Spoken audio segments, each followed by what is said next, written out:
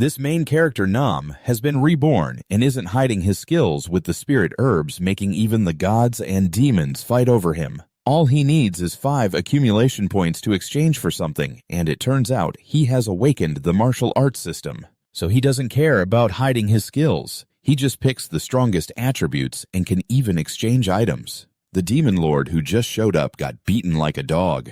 The United Nations held an emergency meeting 3 years ago to lure him in as the world began to restore spiritual energy. Some guys awakened superpowers while our main character Nam got a girlfriend named Lu Nuyen. Just to poke fun, her new boyfriend came to say goodbye. Your dumb teammate got skewered by me already. Now it's your turn. Do you have any last words before you die? After saying that he kicked Nam into a group of monsters, not even giving him a chance to speak, the apocalypse monsters immediately charged at Nam, and he couldn't bear to be the one licking the boots. Since his teammates didn't sell him out just as he fell into the jaws of the apocalypse beast, the martial arts system activated. The system checked and found the host was about to kick the bucket. The process of winning to become king and losing to be reborn began. The moment he opened his eyes, he found himself sitting on a sofa. He hurriedly checked his phone. Today is May 16th, 2032. At the same time, a shocking interface appeared. The lantern was still intact. The martial arts system had bound him. Please choose an attribute to cultivate host. Happiness came as a surprise. Not only did he get reborn, but he also had a legendary system, judging by the time he had been reborn about a month ago. In fact, the apocalypse was already here, and the spiritual energy had started to recover. It's just that ordinary people can't perceive it. The recovery of spiritual energy brings many benefits. All kinds of rare treasures are sprouting, and absorbing them will grant superpowers.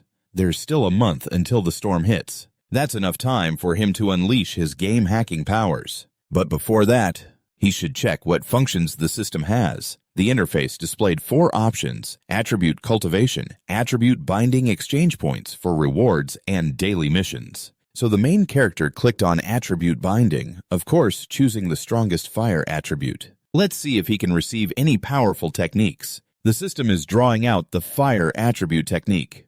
Congratulations, host. You've received the fire attribute technique, Crimson Flame Destruction. For the first time, the host has obtained the Crimson Flame technique. Reward 5 accumulation points. He was overjoyed. The Crimson technique in his previous life was blue and had made people bleed to steal it. This time, he drew a purple one. I wonder how powerful this will be. Then he crushed the Crimson core, and in just a second, flames surrounded his body. This is the energy of the fire attribute. In this life, he is definitely going to be the ruler of the world. At this moment, he was completely reborn. Just then his phone rang. It turned out to be Liu Nuyen. The main character's eyes were filled with killing intent.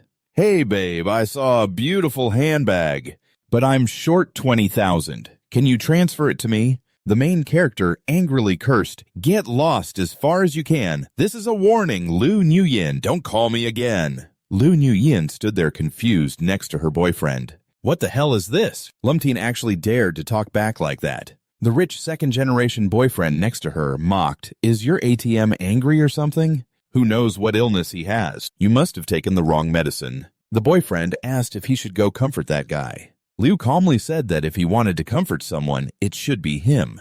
That dog is licking. Who cares about life or death anyway? At this point, the male lead was exhausted, having run to 5 hospitals already. But he still hadn't found the hospital for Vu Tin. He swore that in this lifetime he would protect her so she wouldn't have regrets after her spiritual energy was restored. In the operating room, a group of doctors was busy with something. Why were all the readings normal, yet the body temperature wasn't rising? "Please, old sir, save my daughter." "Let me check the pulse first." Then the old man placed his hand to check Vu Tin's pulse. He asked where she had been recently, as last month they celebrated her acceptance into Back University. They took her to an ice island and brought her back like this. "Your daughter has been possessed by negative energy. We need a yang energy object to break the spell. Here's a prescription. Just follow it." "Thank you, old sir. That's all I can do. Whether she can fight it or not depends on your daughter." At that moment, the male lead pushed the door open, stopping the two-toe father and daughter in shock.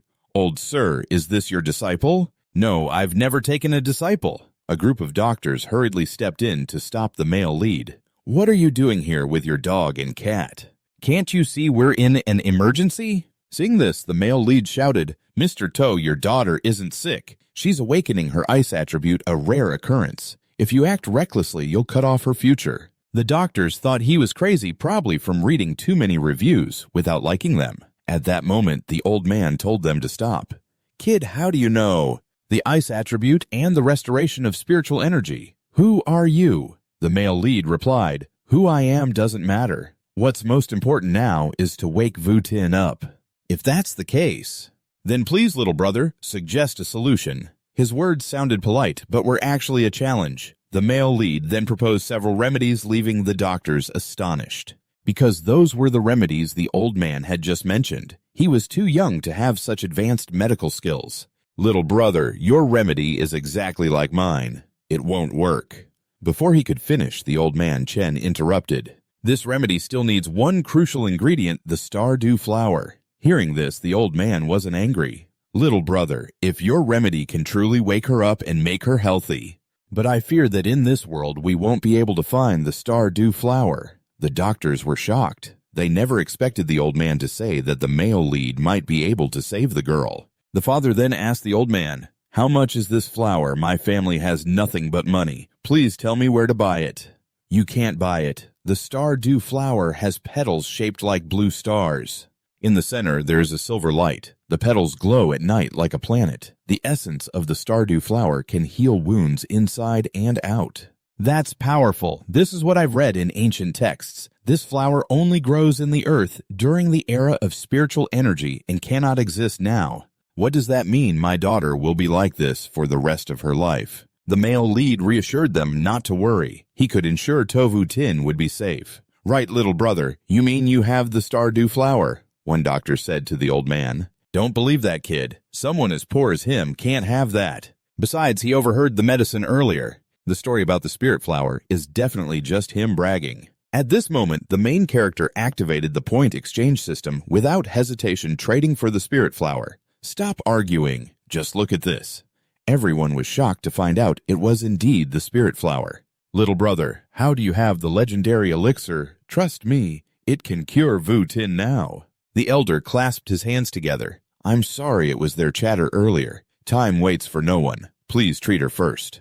He looked at Vu-Tin, who was unconscious, then brought the flower in front of her, channeling spiritual energy for her to absorb. At that moment, a female doctor shouted loudly, "The temperature has risen. It's stabilizing." Vu-Tin gradually opened her eyes. "You're the main character. Rest well. We'll meet again soon." The shop owner excitedly shook hands with the main character, continuously expressing gratitude. "Dr. Toe, just make sure to nourish her." After everything was done, as the main character was about to leave, the elder called him back. "Little brother, may I invite you for a cup of tea?" But the main character declined, saying there would be other opportunities. "Elder, I don't even know your name." "Lum Thien," he said, waving goodbye to the others. Once he got home, he immediately went online. He remembered a post from his previous life mentioning the levels of cultivation. After the spiritual energy recovery, he found it quickly. It stated that spiritual cultivation is divided into 8 levels. In his previous life, he struggled and only reached level 3, not due to lack of talent, but because he didn't have good techniques. After just a bit of training, he was already sweating. Indeed, this fire, heaven, and hell technique is powerful. In this life, reaching level 8, the Emperor level, is his goal. Meanwhile, in a tall building, the elder said he had encountered a young man possessing the spirit flower, and his body was radiating spiritual energy. "That's right, Director Liu, I can confidently say this young man is a genius in spiritual cultivation. If he grows up, he will definitely change the world." He told Tio Nuit to investigate his limits. "Elder, if what you say is true, then you've really made a significant contribution." At this moment, the main character's body was filled with fiery energy truly worthy of the purple technique. For the first time cultivating, he had already reached the 2nd stage of the awakening realm. After finishing his training, he went out at night. The main character was already very hungry. Right now, he felt like he could eat a whole goat. He whistled while walking to the convenience store, unaware that someone was secretly following him. The girl looked at the image and thought, "Found you. Don't let me down." She threw something. Just a second later, a monster appeared behind the main character, filled with death energy. Seeing this, he chuckled lightly. "Looks like the mutations have begun." Facing the ferocious beast, he wasn't scared at all. Instead, he felt the wolf was disgusting. Just a second later, the vicious dog lunged at him, and the main character quickly jumped back to dodge. But the vicious dog swung its long tail, attacking him. Before he could dodge, hitting his thigh. The sound of bones cracking echoed, causing him immense pain. I'm really angry now. He concentrated the fiery energy into his fist, consumed by flames. With a fiery punch like Bodogardia's, he struck instantly, turning the vicious dog into a tomato sauce mess. The girl was utterly shocked. This dog's death is going to be tragic. Lying motionless in the middle of the road, it was truly a thing that didn't know life or death. After the fight, the main character felt even hungrier and needed to hurry to buy some food. The girl found it hard to believe that the main character could take down a first-class fire attribute mutated beast with just one strike, awakening the strongest fire attribute in the process. Seeing the main character walk away, the girl hurriedly landed to check. She was shocked to find the beast's pursuit had already been cut off. Could it be that the sound of bones breaking earlier wasn't from the main character, but from the tail of this mutated beast? Just how tough is his body? No, I need to report this to my superiors first thing tomorrow. Lum Thien brushed his teeth, feeling sore all over, as if he had just been in a fight. Even so, he had to continue training right now. His phone buzzed with an urgent message this morning. The temperature at the top of Tuvan Mountain had reached 81 degrees. All tourists are advised to be cautious when traveling in Tuvan Sun. Don't listen to rumors. The high temperature can eliminate moisture. Please trust science. This is just a layer of ozone that has been breached. The main character found this news strange. If his memory served him right, the summit of Tuvan Sun wasn't supposed to have a hole in the ozone layer. Awakening, the powerful fire. Attributes spiritual energy. The main character grabbed his clothes, determined to seize this opportunity. But what he never expected was that as soon as he stepped out, he ran into Lu Nuyin. Give me 200,000. I need to buy a new bag. Hearing this, the main character felt his blood boil. What the hell are you stupid? Didn't I tell you to get lost as far as you can yesterday? Lum Thien said, knowing she was doing this on purpose. I want to be interested in you, but I warn you now, if you don't give me money, I'll really ignore you. Lum Thien didn't want to waste time on this girl. Get lost. It's best if you don't come to bother me. Just seeing you makes me sick.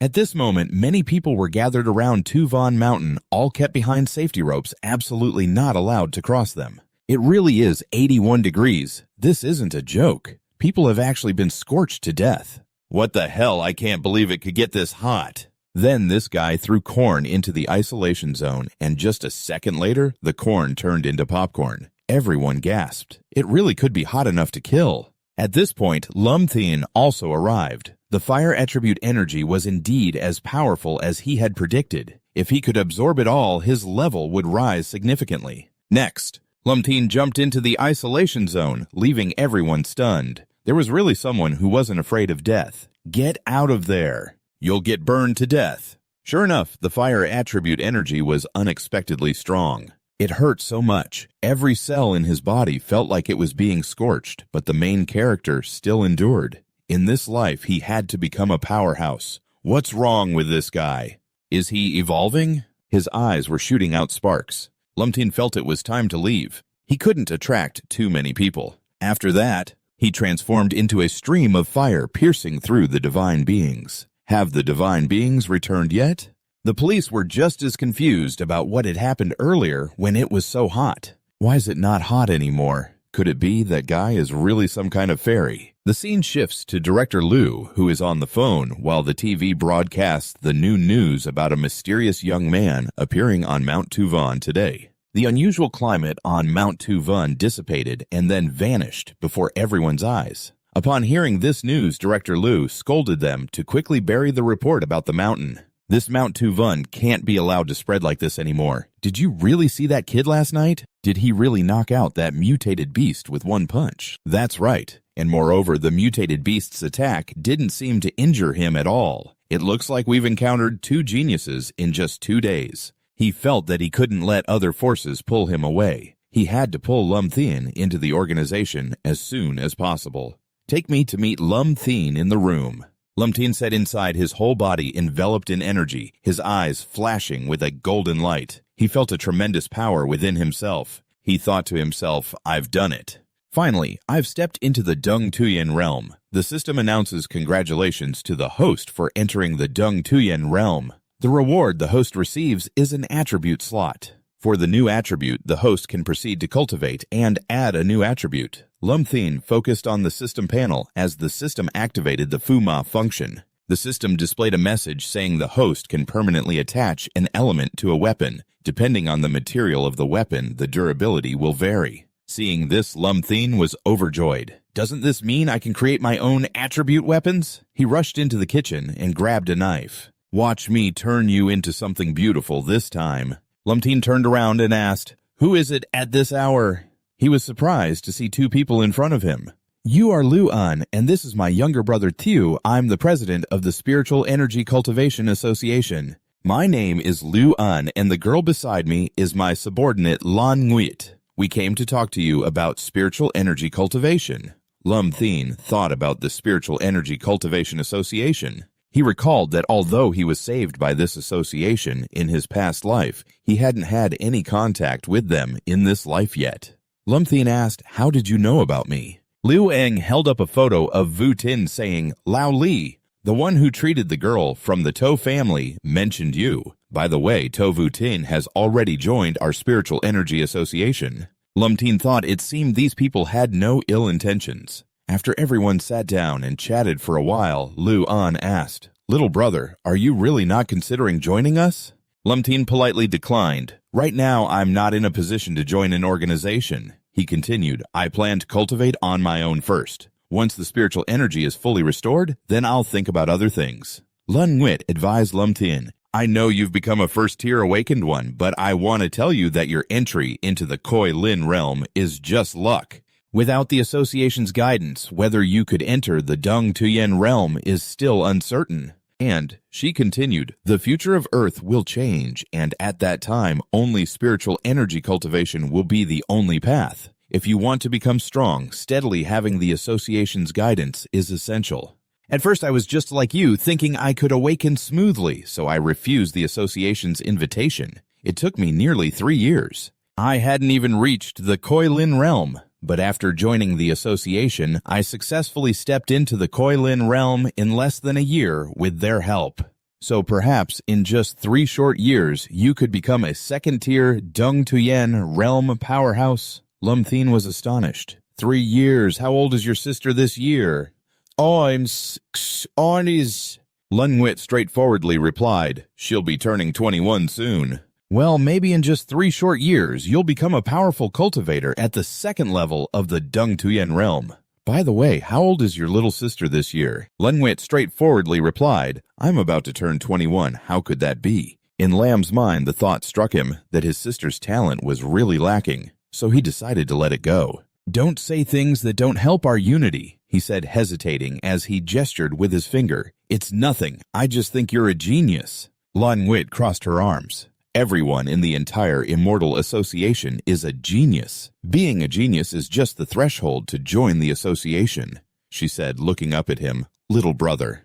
When you join our association, you'll receive a lot of help, he said, suddenly standing up. Sorry, little brother, I have a call. What's going on?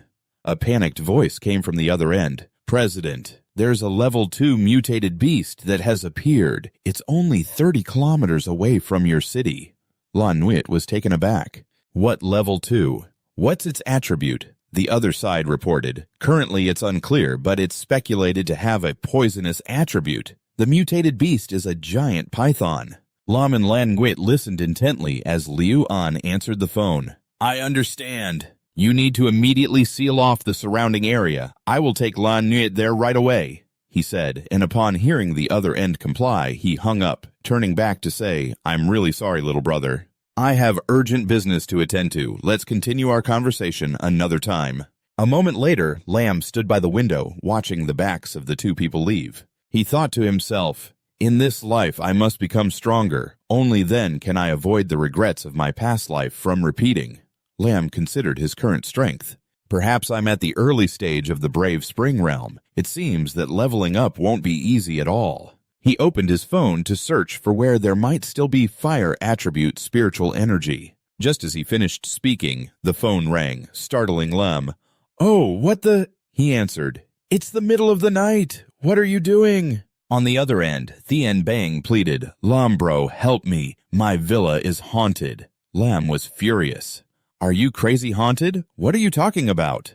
Thien Bang shouted, "Lam bro, I'm not lying. The villa behind the mountain was struck by lightning all day, and there's not a drop of rain." Hearing this, Lam was stunned.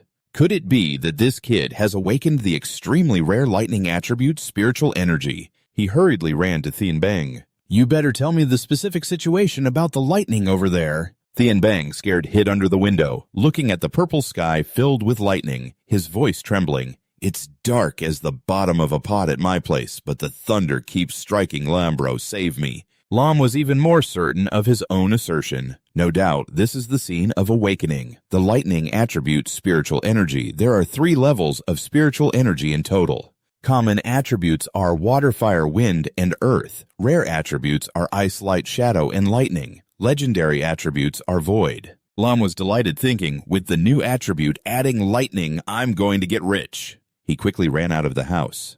"Thien Bang, I'm heading there right now. Surround the mountain where you are, and don't let anyone in. Got it?" Thien Bang, hiding behind the curtain, was puzzled. Is someone really coming? 2 young men were sitting by the road when a girl approached them. "You two, let's carry out this mission together." The blonde boy stood up excitedly. "Where are we going, sis?" The red-haired girl, hands on her hips, replied, "There's a mountain awakening with super strong lightning attribute spiritual energy. We need to gather it.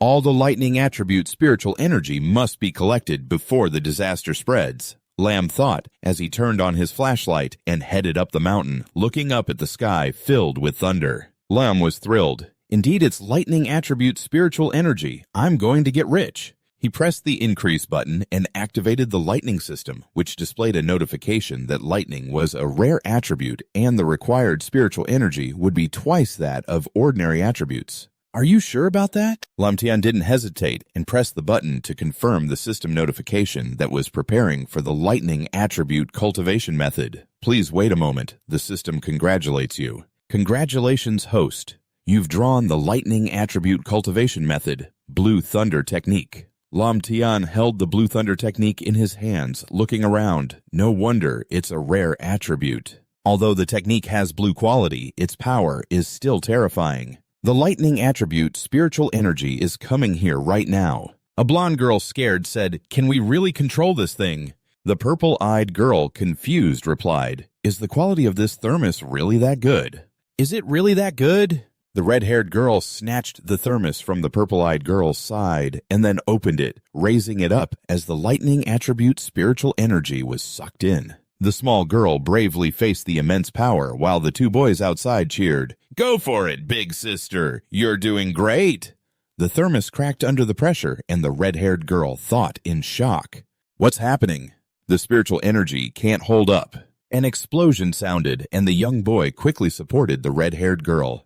"Be careful, big sister." The thunder in the sky grew fiercer and the 3 of them panicked and ran away. The spiritual energy is out of control. Suddenly, the purple-eyed boy noticed something. "What sound is that?" Lam Tian stumbled out of the bushes, and the red-haired girl was surprised. "A normal person? No way!" She shouted a warning. "What are you doing climbing the mountain? Hurry up and get out of here. This place isn't for ordinary people." Contrary to her worried attitude, Lam Tian cheerfully ran over. "I'm here." The red-haired girl was stunned. "Oh no, this guy is definitely going to die." The 3 of them shouted, "What on earth happened to you? Why can't you think straight? Did your girlfriend cheat on you?" Ignoring their words, Lam Tian dashed toward the lightning attribute spiritual energy. A beam of light wrapped around him as he resisted in the heart of the lightning attribute spiritual energy while the 2 boys outside watched. They were astonished. "He's that tough. Could he be a deity?" The red-haired girl couldn't help but wonder, why isn't he harmed? Could it be that he has awakened the super rare lightning attribute spiritual energy? Lam Tian shouted, "You want me to kneel at your feet? Don't mess with Yen in this lifetime. This sky won't hide my eyes anymore, and this ground won't control my heart. I want all beings to understand my intentions. I want the Buddhas to be scattered." Lum's eyes sparkled with determination. In this lifetime, I must become a powerful being. Lum shouted, "Come at me!" Then the sky calmed down and Lum floated in the air, looking at the swirling lightning power in his hands. Not bad at all. The system announced, "Congratulations, host. You've received 2 types of spiritual energy, lightning and fire. Do you want to merge these 2 energies to obtain a legendary attribute?" Lightning, fire, no. Lum commanded the fusion, immediately excitedly watching the streams of spiritual energy enveloping his body. This is indeed the legendary attribute. How can I feel this power already? Over here, the subordinate of Lun Nguyen reported based on previous predictions. This strange beast is a giant python with shadow attributes. Lun Nguyen said, "I know." She thought to herself, shadow attributes, this could be a bit tricky. Lun Nguyen ordered her subordinates, when in danger, crush this jade pendant. To create a protective shield with light attributes that can save everyone, she instructed that survival is the top priority. Absolutely no coercion. Do you understand? Lun Nguyen ordered to begin the operation. They moved into the dark structure together, sliding from afar as 2 red eyes appeared. Lun Nguyen realized they belonged to the strange beast. She shouted, "Be careful, the strange beast is coming with sharp teeth." 2 subordinates quickly threw hidden weapons to eliminate it, causing the beast to freeze. The 2 subordinates cheered. "We did it." Lun Nguyen sensed something was off. "Run, you guys." The strange beast easily broke free from the ice. It released a gas that poisoned everyone inside. Lun Nguyen called for help from the headquarters. "Call the giant python." Before she could finish her sentence, she was poisoned and fainted inside the circle created by the beast. Night fell in an empty area somewhere. Inside the pickup truck, a voice pleaded, "Little brother, please, you're the only one who can solve this crisis." Lum looked at the information displayed on the tablet, sighing to himself. Dark attributes are another rare type. Lum frowned, feeling regretful. What a bummer. If it weren't for the attribute slots being full, I would have taken it back to my bag. Chief Liu was sweating profusely, both anxious and excited. That girl Lun Nguyen's life and death are uncertain now. The only hope is the awakened one. Fire attribute, little brother? Lum caught on to the key point in the old man's words. He quietly asked Chief Liu, "How did you know I awakened the fire attribute?" The old man scratched his head, saying, I had Lun Nguyen keep an eye on you. I saw you take down that mutated dog." Lum recalled the great battle a few days ago. He confirmed to himself that the dog was released by them. Lum felt trapped and asked with a strained voice, "You sent someone to follow me?" Chief Liu was sweating profusely. "It was for the safety of the people. Lamthian isn't someone hard to talk to. He coldly laid down the conditions that I could agree to go to the factory and kill that snake. But you have to promise me that you won't follow me anymore, and it seems like you were just waiting for this." Director Liu clapped his hands in delight, saying, "So it's settled, little brother. How many people do you need? I'll mobilize them for you right away." Lam Thien smirked knowingly. He stretched his limbs and said, "No need. I can handle this alone." This made Director Liu freeze in place, while in a hidden corner where darkness enveloped everything, Lan Nguyen lay flat on the ground, her face pale, only able to scream continuously, "Oh no!" The scene before her left her speechless. A gigantic python radiated murderous intent, thrashing violently after just swallowing a person whole. Lan Nguyen couldn't believe her eyes. How could such a giant snake evolve by devouring cultivators? Gathering all her strength, Lan Nguyen stood up, determined to herself that she absolutely could not let it evolve successfully. Otherwise, the people around here would suffer a terrible disaster right at this moment. The snake turned its gaze toward her, its eyes glowing red like embers. It opened its bottomless mouth toward her, and toxic gas surged out. Lan Nguyen wasn't one to back down either. She summoned a powerful punch filled with spiritual energy and launched it straight at the snake's throat, causing it to thrash in pain, thinking she had a chance to turn the tables. In an instant, her punch suddenly turned to nothing shattering, without inflicting any damage. Lan Nguyen's eyes widened in horror. How could this be happening? The snake didn't hesitate. It swung its tail in a counterattack, knocking Lan Nguyen down, leaving her sprawled on the ground, blood splattering everywhere. She thought to herself, I never expected this.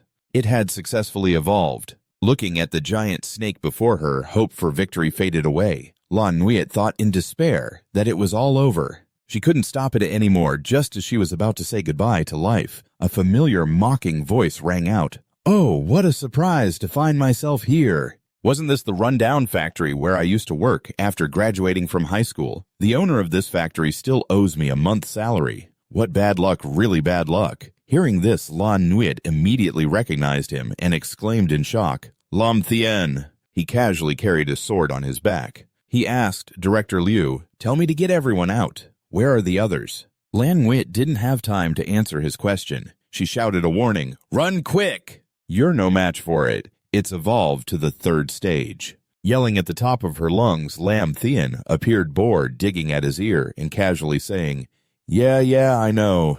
Just stay put and wait. Don't run around. Seeing his fearless demeanor, the snake growled in anger. Let's see what you're really capable of. Just as Lam Thien was about to react, it flicked its long tongue and lunged at him. Lan Nuit saw this and urgently shouted, Lam Thien, run! Suddenly, a bolt of lightning shot up from where Lam Thien stood, moving so fast that the naked eye couldn't catch it. His whole body was enveloped in electricity, and he smirked with a strange smile. Then he said, let the thunder smash the darkness. Just as the dark snake lunged at him, he threw a lightning punch straight into its mouth, delivering a devastating blow that sent the snake flying in pain. It spat out a mouthful of dark blood, and Lan Nuit was stunned. She couldn't believe her eyes. The snake that had been a nightmare for the cultivators was now flattened under Lam Thien's punch. It spat out a mouthful of black blood, and Lan Nuit was stunned, unable to believe her eyes. The snake that had been a nightmare for the cultivators was now lying flat on the ground, defeated by Lam Thien's punch. I see the python getting ready to slither away. Lan Nuit panicked and shouted, Lam Thien, don't let it escape.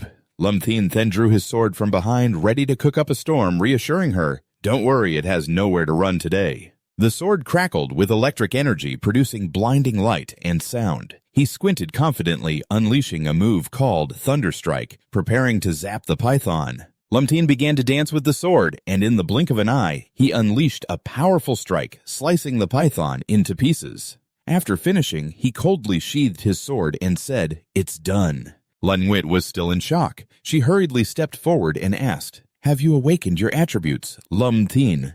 Lam Thien narrowed his phoenix-like eyes, contemplating for a moment. According to my memories, the Spiritual Cultivation Association has never done anything wrong. They only help ordinary people through tough times, so connecting with them should be fine. After thinking, he slowly replied, yeah, I've awakened 2 attributes, fire and lightning. Lan Nuit immediately looked at Lam Thien with new eyes, secretly amazed. He would definitely become a super powerhouse in the future. The battle with the beast python ended here. The scene shifted to a conference room where someone spoke up. Director Lam Thien has personally confirmed it. This is Lan Nuit, who just returned to report the results. He has awakened 2 attributes, lightning and fire. Hearing this, Director Li stroked his beard thoughtfully. He carefully considered. No wonder he said not to monitor him anymore. After a moment, he smirked, plotting, such a talent must join the Spiritual Cultivation Association. Lan Nuit cautiously asked the director, so, will we still monitor him in the future? Director Li suddenly changed the subject, mysteriously saying, you should really get yourself a boyfriend. At the table, the bigwigs were deep in discussion about serious matters. One person proposed, Director Li, let's announce the resurrection of spiritual energy. A young man chimed in, lately the troubles have been piling up. It's like they just won't stop. Let's just assume everything is an accident. Right. As soon as those words were spoken, they sparked opposing opinions. The other side retorted, are you crazy? Announcing something like this in a hurry will cause so much trouble. It's not something that can be solved with just a few scoldings. Everyone chimed in and the young man raised his voice. How dare you talk about this? If we can announce the spiritual energy, we could have evacuated the people in time during yesterday's incident at the factory. The situation is getting more and more serious. Another person interjected loudly. But didn't we already resolve the incident at the factory? This remark officially kicked off a verbal battle with both sides slamming their hands on the table, standing up to argue, did you resolve it? Aren't the kids you called in the ones who handled it? What are you talking about? Director Li struggled to contain his anger, growling, enough. Stop arguing. His command, like a tiger's roar, instantly made the soldiers uneasy. They stammered, Director Li, Director Li. He slowly calmed each one down. Little Li. Sit down, you're right. If it weren't for our little brother Lum Thien stepping in to help last night, not only would I have lost my daughter and subordinates, but the surrounding civilians would have been in danger too.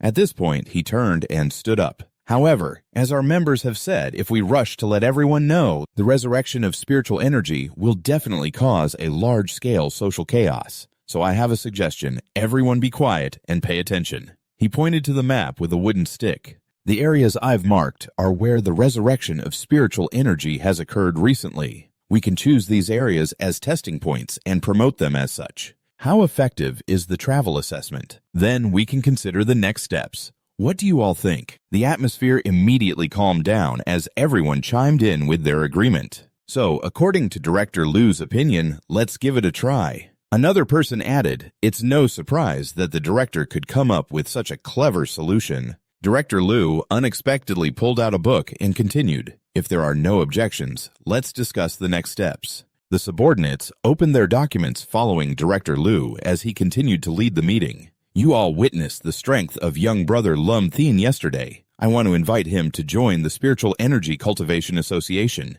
Speaking of which, everyone's eyes were glued to Lum Thien's resume as Director Liu continued. I propose we make him the captain of a cultivation team. What do you all think? A few people frowned, expressing their disagreement. Director Liu, I don't oppose him joining, but giving him such a high position right off the bat seems a bit much. Isn't that a bit excessive? The young man across nodded in agreement. That's right. Who gets such a high position right after joining? He definitely should start from the basics. Director Liu remained calm, trying to persuade everyone. He gently said you all witnessed his strength yesterday. He is awakened with 2 attributes, lightning and fire. I'm worried that if we assign him a position too low, it won't just upset him, but someone with such potential absolutely cannot be offended. The young man across offered a wise suggestion, speaking seriously if Director Liu has said that. Then please arrange for him to have a test. The others also appeared, standard agreeing yes. Let's set up a test for him. To become the captain of a cultivation team, strength alone isn't enough. Director Liu, you know I shouldn't waste my breath explaining. He chuckled with delight and said, this is what you all said, so don't regret it later. The next morning, in the bustling city, Lum Thien was still asleep. The sun had already risen high, yet he still wouldn't get up. Suddenly the sound of knocking came from outside. It startled him awake. Could it be that a thief had broken in? He immediately grabbed his pants and rushed out, ready to confront his face tense as he muttered, I'm so broke that I can only afford the cheapest instant noodles, and now someone dares to steal from me. Just wait until I catch you. I must make him realize his mistake. He opened the door with the most fierce expression, gritting his teeth and shouting, you bold thief, hurry up and admit your mistake. But in front of him stood a beautiful woman with long legs holding a broom and cleaning. She softly greeted Lum Thien, I didn't expect to see you here. He was taken aback, waving his hand in greeting. After regaining his composure, he jumped up and shouted, wait, why are you in my house?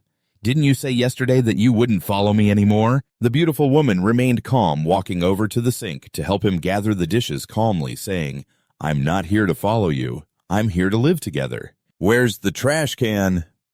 Lum Thien was sweating profusely, his eyes wide in disbelief. I can't believe this. After calming down for a moment, he leaned back in his chair defiantly, coldly asking, so you want me to participate in some challenge? Lenwit replied briefly, yes. Lum Thien began to weigh the pros and cons. He considered that there were only 3 days left until the spiritual energy would fully explode. He couldn't waste time on some challenge. He firmly refused, no, I'm not interested. Lan Nguyen continued to persuade him seriously. Lum Thien, I know you must think that this challenge will slow down your cultivation, but this is a challenge specially prepared by the Association for Cultivators. Lum Thien, I know you probably think this challenge will slow down your cultivation, but this is a test specially prepared by the Association for Cultivators. Lan Nguyen started sweet-talking to persuade Cho at all costs. She continued, not only would the new members participate, but the recent challenge location had also experienced a revival of spiritual energy, even though the level wasn't high. But it's very possible that there will be some chance for Lum Thien to suddenly remember something. I recall she mentioned that Tu Vu Tin also joined this organization. He immediately asked me to ask her if Tu Vu Tin would participate in this challenge. As expected, Lan Nguyen quickly admitted that she would be going too. Lam Thien didn't respond. He thought to himself that he remembered her saying she had encountered a great opportunity there. I wonder what it could be. Curiosity took over, and Lam Thien decided to break the rules this time and go see for himself. Just when I needed to find her, I would participate in the challenge. Time flew by quickly like a dog running in the field, and soon it was the day of the assembly. Director Liu spoke loudly. You all might have gotten used to a peaceful life by now. The old man continued seriously, but I want to tell you that the world will soon no longer be peaceful. At that time, death will become a regular occurrence in the team, and there will be a girl with long purple hair. She looked very striking as Director Liu's voice continued to resonate. In a moment, I will introduce you to a powerful spiritual energy cultivator who will be your team leader, leading you all to participate in this challenge. Another female team member looked pale, thinking to herself, where on earth has that person gone? Remembering a few days ago, she had tried hard to explain that a male teammate had really seen someone awaken radiating light, but that young man adamantly refused to believe it. What are you talking about? How could there be such a powerful spiritual energy cultivator? You must have seen it wrong. Back to reality, the tattooed guy next to her turned to ask, Sister Kai, what are you thinking about? Sister Kai pretended that nothing was wrong and replied, It's nothing. I was just thinking about what kind of person the upcoming team leader will be. The tattooed guy couldn't help but show his disdain, puffing his chest and saying, Yeah, what kind of team leader? It must be some rich kid, just here to get by. After saying that he took the opportunity to boast about himself, just wait for that kid to arrive. I'll teach him a lesson so he knows who really holds the power here. The younger guys chimed in, flattering their big brother. You're the best bro. So cool.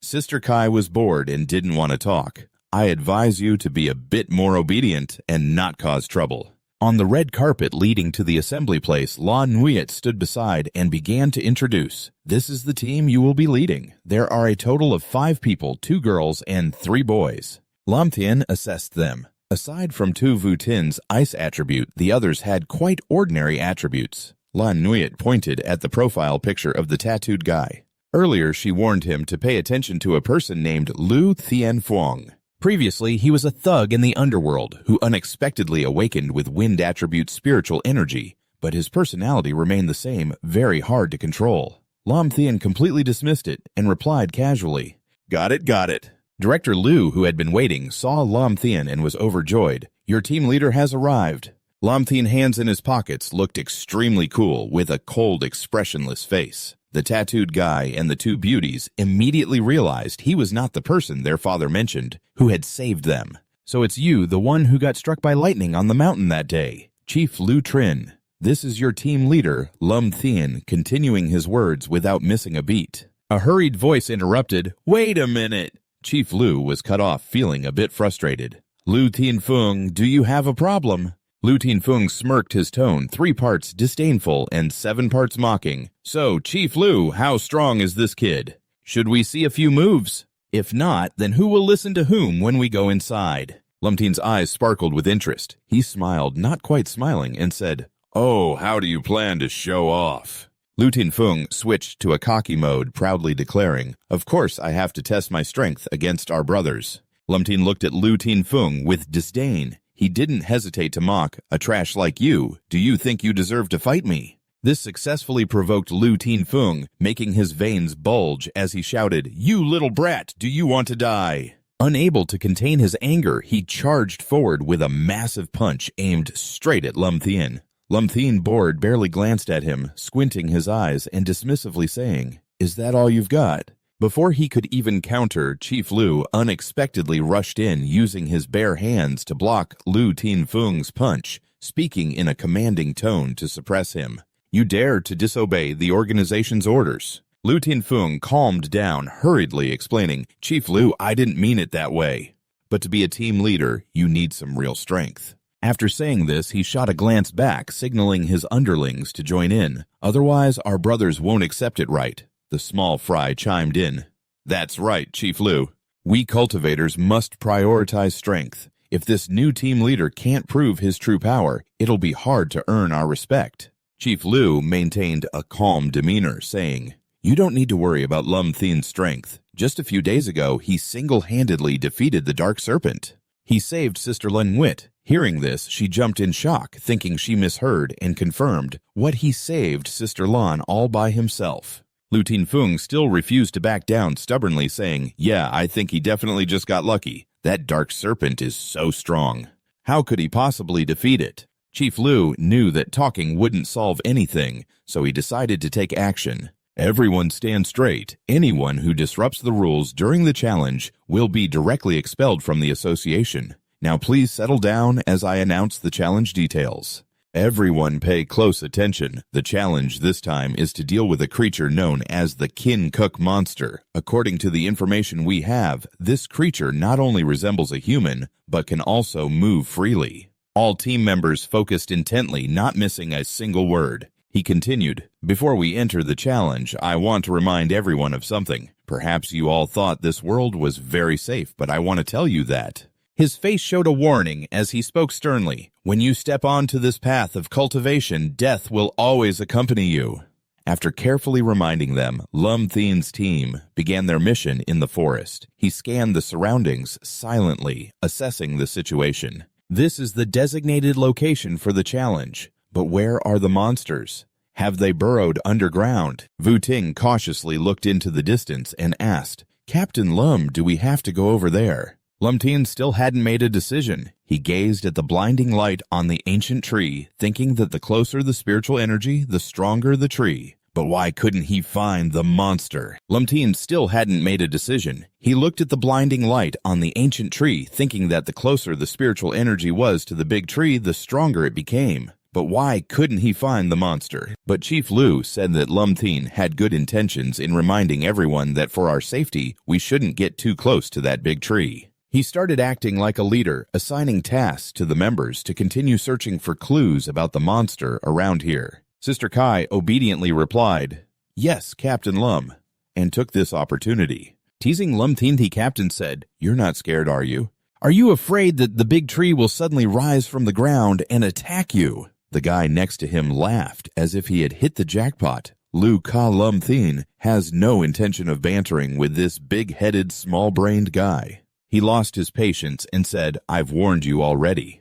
If you insist on ignoring my advice, you'll have to bear the consequences." Lu Tinfeng, undaunted, pressed forward. "Yeah, I want to see what's over there." As Lu Tinfeng approached the big tree, he immediately felt excited and said, "This big tree must be some kind of treasure. Why does it have such strong spiritual energy?" Seeing this, the guy next to him added, "Boss, the spiritual energy here is really abundant. If we keep cultivating here, we'll definitely level up."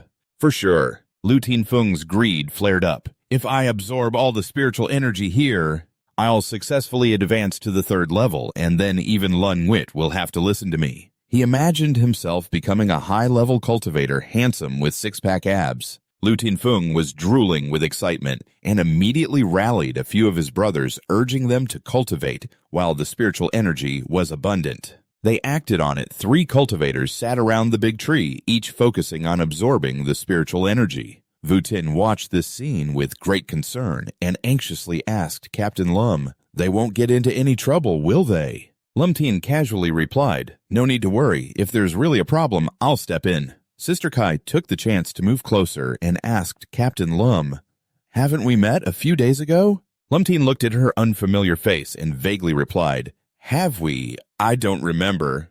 Where was it?" Sister Kai deliberately reminded him, "Oh, on the mountain that got struck by lightning, right? I remember now."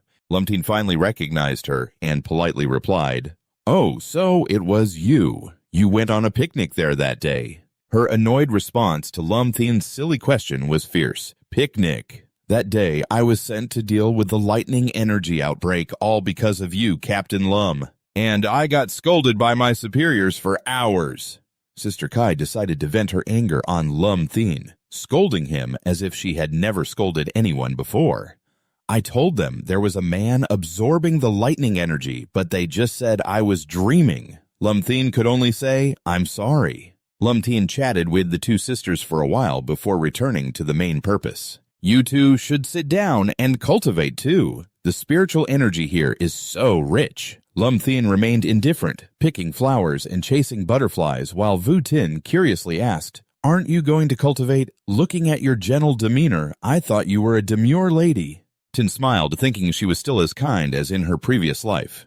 Tin replied, the spiritual energy here doesn't suit my attributes. You two go ahead and cultivate. Sister Kai didn't intend to ask further and decisively said, all right then. Just as they were speaking, a sudden cry for help came from the other side. Boss, save me. The spiritual energy behind is boiling. This immediately caused Tin, Sister Kai, and Vutin to turn around. Tin shouted, what is that?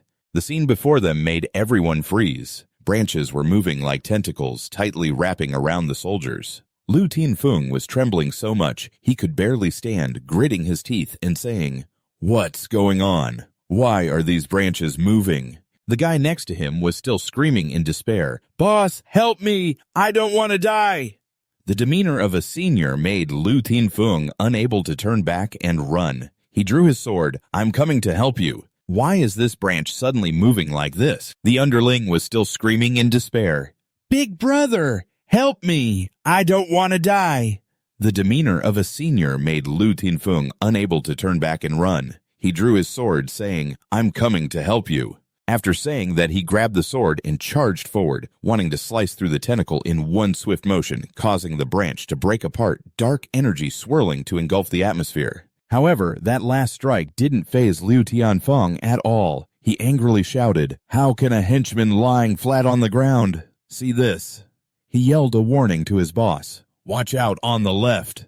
Liu Tianfeng focused intensely trying to deal with the massive tree, but it was like throwing eggs at a rock. A tentacle lashed out, causing Liu Tianfeng to spit out blood. Feeling the pain tearing through him, he recalled the words of the old chief when everyone embarked on this path of cultivation. Death will always accompany everyone. It's no surprise that Chief Liu said that. Seeing no hope of turning the situation around, he wondered, am I going to die here? The giant tree had now transformed into a shadow, wanting to swallow Liu Tianfeng whole at this very moment. A slash like a lightning bolt cut through a large branch. Liu Tianfeng, using the last of his strength, struggled to rise and managed to utter a word, Yu Lam Tian. Putting his hand in his pocket, he pressed his lips together and commanded, hurry up. Liu Tianfeng, despite his usual bravado, still showed some chivalry, saying, I can't leave my brothers behind and run away. Lam Tian turned back and offered him an encouraging remark.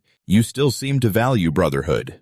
Liu Tianfeng growled, men should know loyalty when they're out in the world. Lam Tian slowly bent down to pick up the dagger, secretly planning to infuse lightning and fire energy into this dagger. In less than a second, the dagger absorbed the electricity, crackling with sparks. Liu Tianfeng looked at this scene, terrified, his face turning pale, stammering, what are you doing? Ignoring him, Lam Tian swung the dagger, launching it straight into the trunk of the giant tree. As the dagger struck, all the tentacles loosened, and the henchmen were immediately released, cheering with joy. Boss Captain Lam, thank you for saving me. But before they could celebrate, the giant tree suddenly roared in madness. It seemed this time the odds were not in their favor, and Lam Tian sensed something bad was about to happen. He quickly warned, hurry! This monster is about to reveal its true form.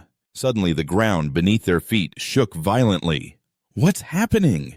An earthquake. At this moment, the giant tree had transformed into a wooden demon, revealing its true form as a three-headed ghostly tree spirit. The people with Liu Tianfeng were terrified, nearly wetting themselves, screaming in panic. What the hell is this monster? Lam Tian didn't have much time to ask questions. He darkly said, did you forget what Chief Liu told you? This path of cultivation is destined to be a life-or-death struggle. If you're afraid of dying, then get off this path. He summoned a ball of lightning, his signature move coldly stating. The wooden demon lunged forward, wanting to smash its branches down on its opponent. Lam Tian quickly jumped back, narrowly avoiding a hit, but the wooden demon was relentless. This time it charged directly at Lam Tian, swinging its arms and legs, wanting to bury him in the ground, while unleashing countless tentacles that looked like a three-headed, six-armed demon. Lam Tian was momentarily stunned. This move was a bit hard to handle, but it only fueled his determination to unleash his fire-based techniques, creating a wall of fire that incinerated each tentacle. The aged tree-meeting fire was as good as finished. It could only stand there watching its body burn. Not stopping there, Lam Tian combined his lightning and fire fist. Seeing this, the wooden demon roared and fled. Lam Tian was determined to chase it down, combining his lightning fire fist with the ball of energy, launching it like a missile, leaving a large hole in the ancient tree. It cried out in despair. Liu Tianfeng watched this monster battle unfold. He was left speechless. Damn, is he really that strong? Sister Kai was also restless. Is this the power of someone awakened with lightning attributes? Only the romantic feelings were the least stimulating. She blushed, thinking that the great heroes in novels must walk on clouds of 5 colors like this. Now behind Lam Tian, there was a kind of aura called Handsome Guy. The system screen also captured the entire explosion scene just now, and someone couldn't take it anymore and spoke up. Is this guy named Lam Tian really that powerful? But it seemed like that was all they were waiting for. Director Liu raised his voice, asking if anyone had any objections to Lam Tian's position as team leader. The others fell silent, having nothing left to say. Everyone followed Director Liu's orders, but before they could regain their composure, the entire room shook violently. What's happening? An earthquake. Lan Nguyen, seeing the tense situation, asked Director Liu, "Is this energy fluctuation really from you?" Director Liu's face darkened, indicating that this matter couldn't be hidden any longer. He slowly announced that the Earth's energy had completely recovered and the rules of the world were about to change. At the same time, the system screen on Lam Tian's side also lit up. The profile of the Wood Fund appeared. Earlier, Lam Tian couldn't help but feel suspicious. In her previous life, Vu Tin said that this place had a chance, but she didn't have the ice attribute. This strange tree has a wood attribute, right? In the blink of an eye, the energy of the wood tree transformed into a beam of light that pierced the sky. At that moment, Lam Tian realized what was happening. Lam Tian quickly caught up with the information, confidently thinking that because the Earth's energy had completely recovered, strong ice attribute energy was now present here. In her previous life, Vu Tin couldn't absorb this energy due to her insufficient strength. That's why she said that. Looking at the ice cave just opened up before her, Vu Tin's eyes sparkled with admiration as she said, "Team Leader Lam is amazing." With just one punch he made the surrounding energy explode. Lam Tian also had a bit of favoritism towards Vu Tin. He lowered his voice. "Vu Tin, go into that cave to absorb the ice attribute energy that's erupting. This energy can help you become stronger." Vu Tin blushed and replied, "Okay." A determined glint appeared in Lam Tian's eyes as he thought to himself, "In this life, both of us must become strong enough to make those two who harmed us in our previous lives pay." Lam Tian turned to speak to the team members. "Strong ice attribute energy has appeared here, and Vu Tin is awakening her ice attribute, so I've let her take the opportunity to cultivate here. Let's wait for her a bit." Everyone agreed. By evening, a feast with all kinds of delicacies was laid out. Everyone raised their glasses, joyfully celebrating in a lively and warm atmosphere. "Congratulations, Vu Tin, on your success. Breaking through to the third realm of the courageous spring." Vu Tin shyly smiled and said, "All this success is thanks to Team Leader Lam and everyone." Liu Tianfeng no longer had the arrogant demeanor from earlier. He humbly invited Team Leader Lam for a drink. "I was blind before and didn't see the mountain. I hope you can forgive my mistakes." Lam Tian didn't take it to heart, saying, "It's fine. In a critical moment, you didn't abandon your brothers to escape, proving that you are loyal and brave, a true man." Lam Tian had successfully won everyone's hearts. The team members cried tears of gratitude, saying, "Team Leader Lam, thank you for treating a nobody like me as a friend. From now on, my life belongs to you." Lam Tian waved his hand. "No need for that. From now on, we are all brothers together. We haven't been close enough yet." Just then, a warning sounded from over there. "Everyone leave here immediately." Lam Tian sprayed some glue. "No need to do that. From now on, we're all brothers together. We haven't been brothers for long," and over there, a warning sounded. "Everyone please evacuate immediately." "It's the armed royal troops that have rushed in to evacuate everyone immediately from here. We need to carry out our mission here. Everyone please cooperate." Lam Tian quietly assessed the person before him. He was not an ordinary soldier, but someone with a strong aura, definitely a practitioner. But isn't the matter concerning spiritual energy the responsibility of Director Liu? So does this army need to wait a bit? If the spiritual energy erupts, it could be an opportunity for the others to level up at the same time. The soldier locked eyes with Lam Tian's group and shouted, "I'm talking to you." Get out of here now. Do you hear me? Liu Tianfeng, hot-tempered, slammed the table and stood up yelling, "How dare you talk to my big brother like that? Do you even know who my brother is?" The soldier aimed his weapon directly at Liu Tianfeng's throat and said, "Get lost or you'll die." But at the same time, it only fueled Liu Tianfeng's anger. "Let's see what you're capable of." Lam Thien said, his eyes cold as ice, then quietly ordered to reverse time back 3 hours. The conference room was buzzing with discussions about what to do now that the spiritual energy had suddenly fully recovered without any preparation. The most important issue right now was to capture the mutated dog. Just as one person was escaping, another interrupted, "I told you from the beginning. That thing needs to be watched more carefully." The commander, seeing this scene, felt annoyed and ordered, "No more arguing. This is not the place for that." He tried to lift the spirits of the entire team, saying, "The top priority now is to catch the mutated dog. This absolutely cannot be allowed to endanger civilians." Saying this, he pointed directly at Xiaozun. "The mission to catch the mutated dog is assigned to you." Xiaozun accepted the order and stood up firmly, saying, "I will ensure the mission is completed." After that, the commander concluded the meeting with a decisive statement. Everyone immediately returned to the border. The spiritual energy has fully recovered, which means the border will no longer be peaceful like it is now. He shot a trusting glance at Xiaozun and said in a low voice, "Xiaozun must capture the mutated dog before dawn, understood?" "Yes," he replied, returning to the command room. Xiaozun directed the battle through the intercom. "Those in the east, speed up the evacuation. That beast could appear at any moment." Zhao Zun's attention was caught by the clash between Lam Thien and the armed soldier, thinking to himself, "That's not." Inside the screen, Lam Thien sternly commanded, "Stop." He stood up straight and said directly to Liu Tianfeng, "Don't cause any more trouble for the army." Although Liu Tianfeng was not pleased, he complied, "Yes, big brother." Lam Thien, in a spirit of harmony, said, "We will leave here immediately." The armed soldier, hearing this, was also satisfied and let it go. "Consider yourselves sensible." Once the entire team had left, Lam Thien carefully reminded, "This afternoon, the spiritual energy has completely erupted. From now on, we will face a very dangerous world." He lowered his voice to remind Wu Ting, "Remember to practice diligently when you return. Your foundation is not yet stable. You need to train step by step. Absolutely do not rush." Wu Ting obediently replied, "Got it, Captain Lam." Just then, a hurried voice called from behind, "Little Lamzi, little Lamzi, great Zunzi." Lam Thien recognized the owner of the voice and immediately felt delighted. He replied loudly, "Great Zunzi." This would be a heartfelt reunion after a long time. Xiaozun, in disbelief, asked, "Little Lamzi, is that really you?" Wu Ting, curious from behind, chimed in, "Captain Lam, is that someone you know?" He immediately looked delighted and replied loudly to Dai Ton Tu, "Next will be a heartfelt reunion between brothers after a long time." Tu Ton couldn't believe it.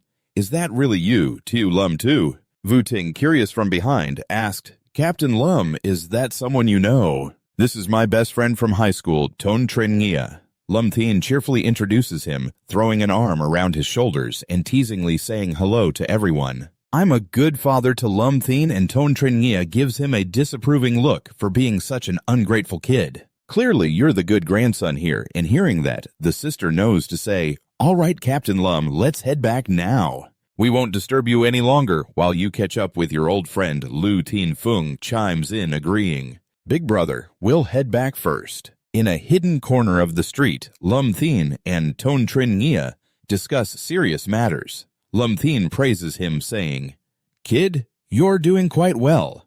With those ranks, you must have made some achievements, right?" Out of brotherly affection, Ton Trin Nghia mysteriously reveals, "Little Lum, I've got a secret for you. It was just released this afternoon." Lum Thien doesn't seem surprised at all. The global spiritual energy is recovering. Isn't that right? This topic has been trending all afternoon. Ton Trin Nghia leans in closer to Lum Thien and whispers, "I knew you wouldn't believe it. Let me tell you the reason for blocking this road. It's because there's a very powerful mutated dog hiding around here. Our team came here to ensure the safety of the people." Lum Thien doesn't respond, pursing his lips, thinking to himself, "So that's it." But the mutated dog they're talking about, could it be the one that was released? Is it from the previous experiment by Lan Nguyet? Just then, a soldier approaches to report the results. "Captain, the civilians have been evacuated." Ton Tringyia replies, "Good, now we just need to wait for the wild dog to fall into the trap." Lumteen sinks into his own thoughts, thinking this is also a chance for us to see how capable the military has become. Lumteen suddenly nudges Ton Tringyia, playfully smiling and saying, "Hey, Ton 2, let me take a look at this." Ton Tringyia, with good intentions, wants little Lum to know early that the rules of the world have changed, which is good. Otherwise, with his overly gentle personality, he would definitely suffer later. Thinking this, he turns to assign a task to the soldier, Tu Trung. "Later, you'll take him to the safe zone outside the hunting area so he can observe our team's strength." The soldier immediately complies. "Yes, Captain." But Tu Trung, acting all high and mighty, looks at Lumteen and says, "Kid, I don't care what relationship you have with Captain Tone, but you must listen to me later, got it?" Lumteen happily agrees. "All right then. Thanks in advance, big brother." Lumteen stands behind the B-40 fence looking at the dense military equipment and soldiers in front of him giving a preliminary assessment. Although these soldiers are armed based on the spiritual energy around them, they're probably all at the courage level. Overall strength seems quite decent. Just then, Lumteen senses a surge of dark energy and purses his lips. In the command room, a soldier monitoring the cameras announces, "Everyone be careful, the mutated dog has arrived." The entire city is enveloped in a distinctive purple aura. The atmosphere is suffocating as if it's trying to choke the people here. In the command room, a soldier monitoring the camera announced, "Everyone be careful, the aberrant hound has arrived." The entire city was enveloped in a distinctive purple aura. The air was suffocating as if it wanted to choke the people here. From within, a mutated wolf with fiery red eyes leaped out, and the soldiers immediately opened fire, trying to fend off the chaos of bullets and explosions filling the air, countless rounds aimed straight at the beast. But it was like scratching an itch. It wasn't enough. The creature swiped its claws, sending a group of soldiers flying. Lin Thien, behind the observation barrier, was also restless. He anxiously thought about this mutated creature. It must have at least the strength of a Tier 3 warrior. Once the spiritual energy began to recover, this creature could easily appear again like this. "Looks like I need to step up my training starting tomorrow." Ton Tringyia, seeing his side falter, immediately summoned his elite troops, commanding the regular soldiers to fall back. "All members of the special forces follow me." "Yes, Ton Tringyia." He directed the battle using the Xuanwu formation to hold the beast back. "All members get to work." One member grabbed the wolf's tail tightly. Distracting it, the remaining members charged in with their combined strength, attacking the wolf's weak points, causing it to howl in pain. Seizing the opportunity, Ton Tringyia leaped down from above, delivering a powerful punch straight to its head, gritting his teeth and pouring all his strength into this blow. "Die." This punch made the mutated wolf spew blood on the spot. The damage was catastrophic. Lin Thien stood by arms crossed, watching the spectacle, silently praising the army's efforts. Although each of them only had the strength of a Tier 2 warrior, their trust in each other and willingness to risk their lives for one another amplified their strength. Lin Thien calmly sat down, realizing that my worries were unfounded. Defeating the mutated wolf was just a matter of time. Suddenly, the mutated wolf let out a thick wave of energy from its mouth, thrashing and roaring as if trying to suck all the life force into itself. Lin Thien was caught off guard by this turn of events. "Hey cow, what are you thinking?" Ton Tringyia was momentarily stunned by the sight. He nervously said, "This beast wants to evolve." Ton Tringyia reacted quickly, signaling the special forces to stop it at all costs, not allowing it to succeed in evolving. If it did, we would all die, but at that moment, the special forces were no longer a match for the mutated wolf. All members were thrown into the air by its counterattack, instantly incinerated. The wolf's eyes blazed with a terrifying fire, and countless sharp white bones sprouted from its back, signaling that it had completely mutated. Ton Tringyia face drained of color as he whispered, "It's over." He struggled to stand and face the mutated wolf, saying with difficulty, "This beast has truly evolved." The Special Forces members were at a loss. One of them spoke up, "Captain, what do we do now?" Ton Tringyia made up his mind. "We have to fight it. We absolutely cannot let it harm the civilians behind us." All the brothers, unafraid of death, charged forward together. "The Special Forces follow me." "Yes, Captain." The mutated wolf with blood-red eyes swiped its claws, throwing the special forces aside. They could only brace themselves, offering a meager resistance. The regular soldiers behind the protective barrier watched this scene, their hearts burning with despair. Captain Ton Trin Nghia. Now he lay battered and defeated on the ground. With just a bit of breath left, he looked at the image of the mutated wolf rampaging. A thought flashed in his mind. Is he going to die? Just at that moment, a familiar figure stood right in front of him. It was Lin Thien, using his bare hands to block one of the wolf's claws. Ton Trin Nghia, using his last bit of strength, recognized him. It was Lin Thien. His expression was cold like a frozen cave as he said, "Don't let my brothers get hurt or die." The mutated wolf was sent flying by a punch from Lin Thien, howling in pain. However, the mutated wolf was not easy to deal with. It lunged at him again in a frenzy. Ton Trin Nghia seemed unable to believe his eyes and hurriedly asked, "Lum Thien, are you a cultivator?" Lum Thien didn't deny it. He pulled out a dagger from his pocket. He casually said, "I'll take care of this beast. We'll talk later." The Special Forces soldiers were taken aback, realizing that he was indeed a cultivator capable of inflicting damage on the aberrant hound at the 4th level of Dung Tuyen.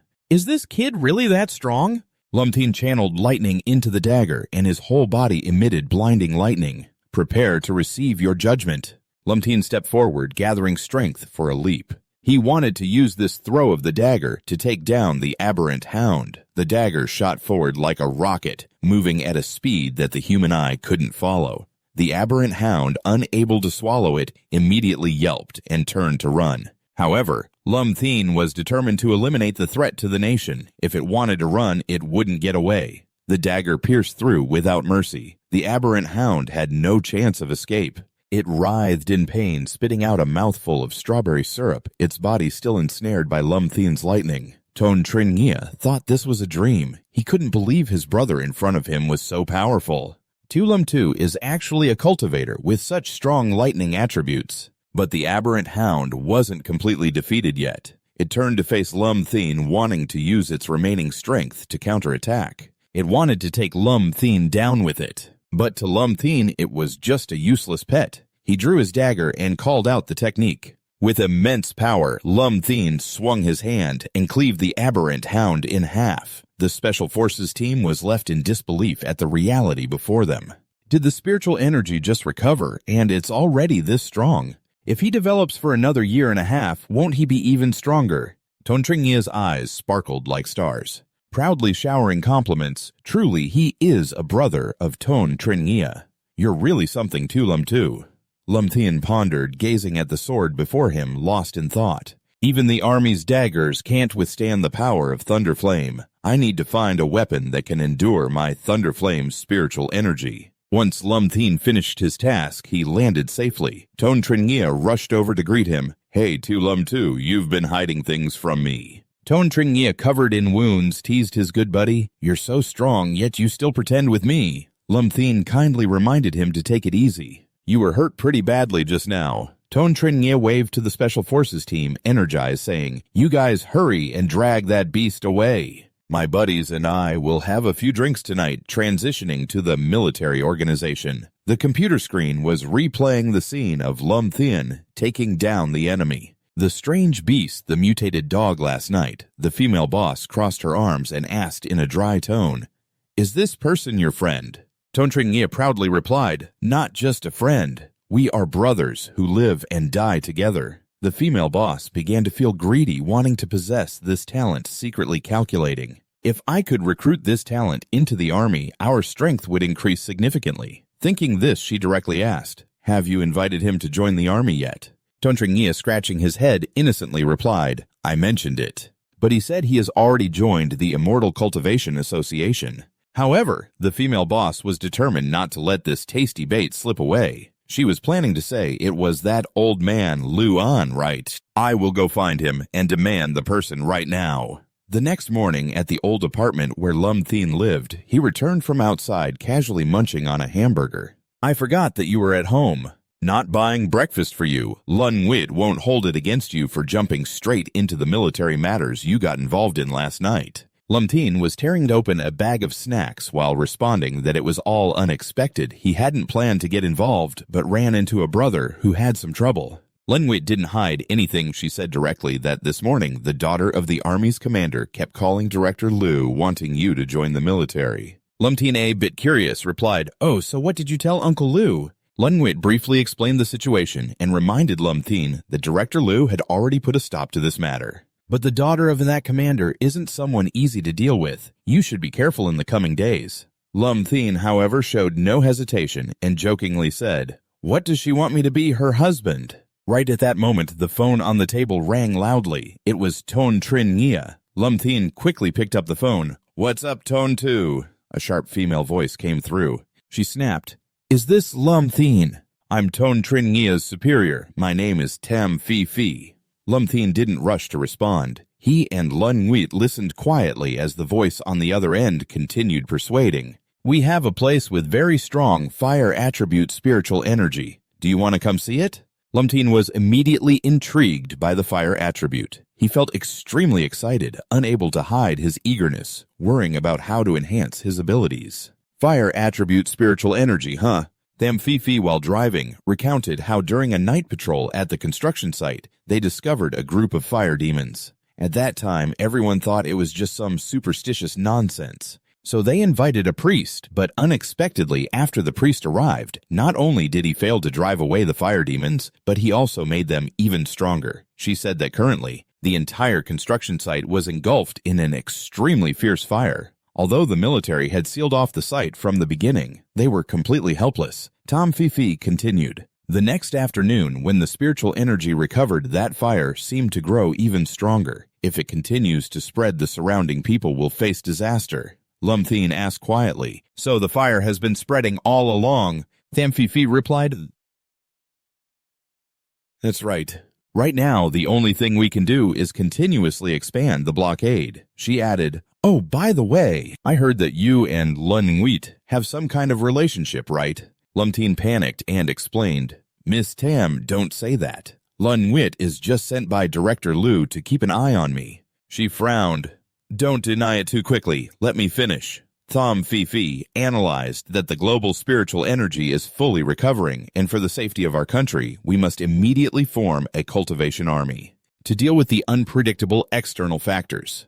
She continued, "Currently, those cultivators with some ability have varying qualities. Sending them to battle is manageable. But we absolutely cannot teach those who are just starting out. I heard Ton Trin Nghia say, you have no issues with your quality and possess strong abilities." Lam Tien spoke up. "So you want me to join you in helping train the new cultivators?" Tom Phi Phi confirmed. "That's right.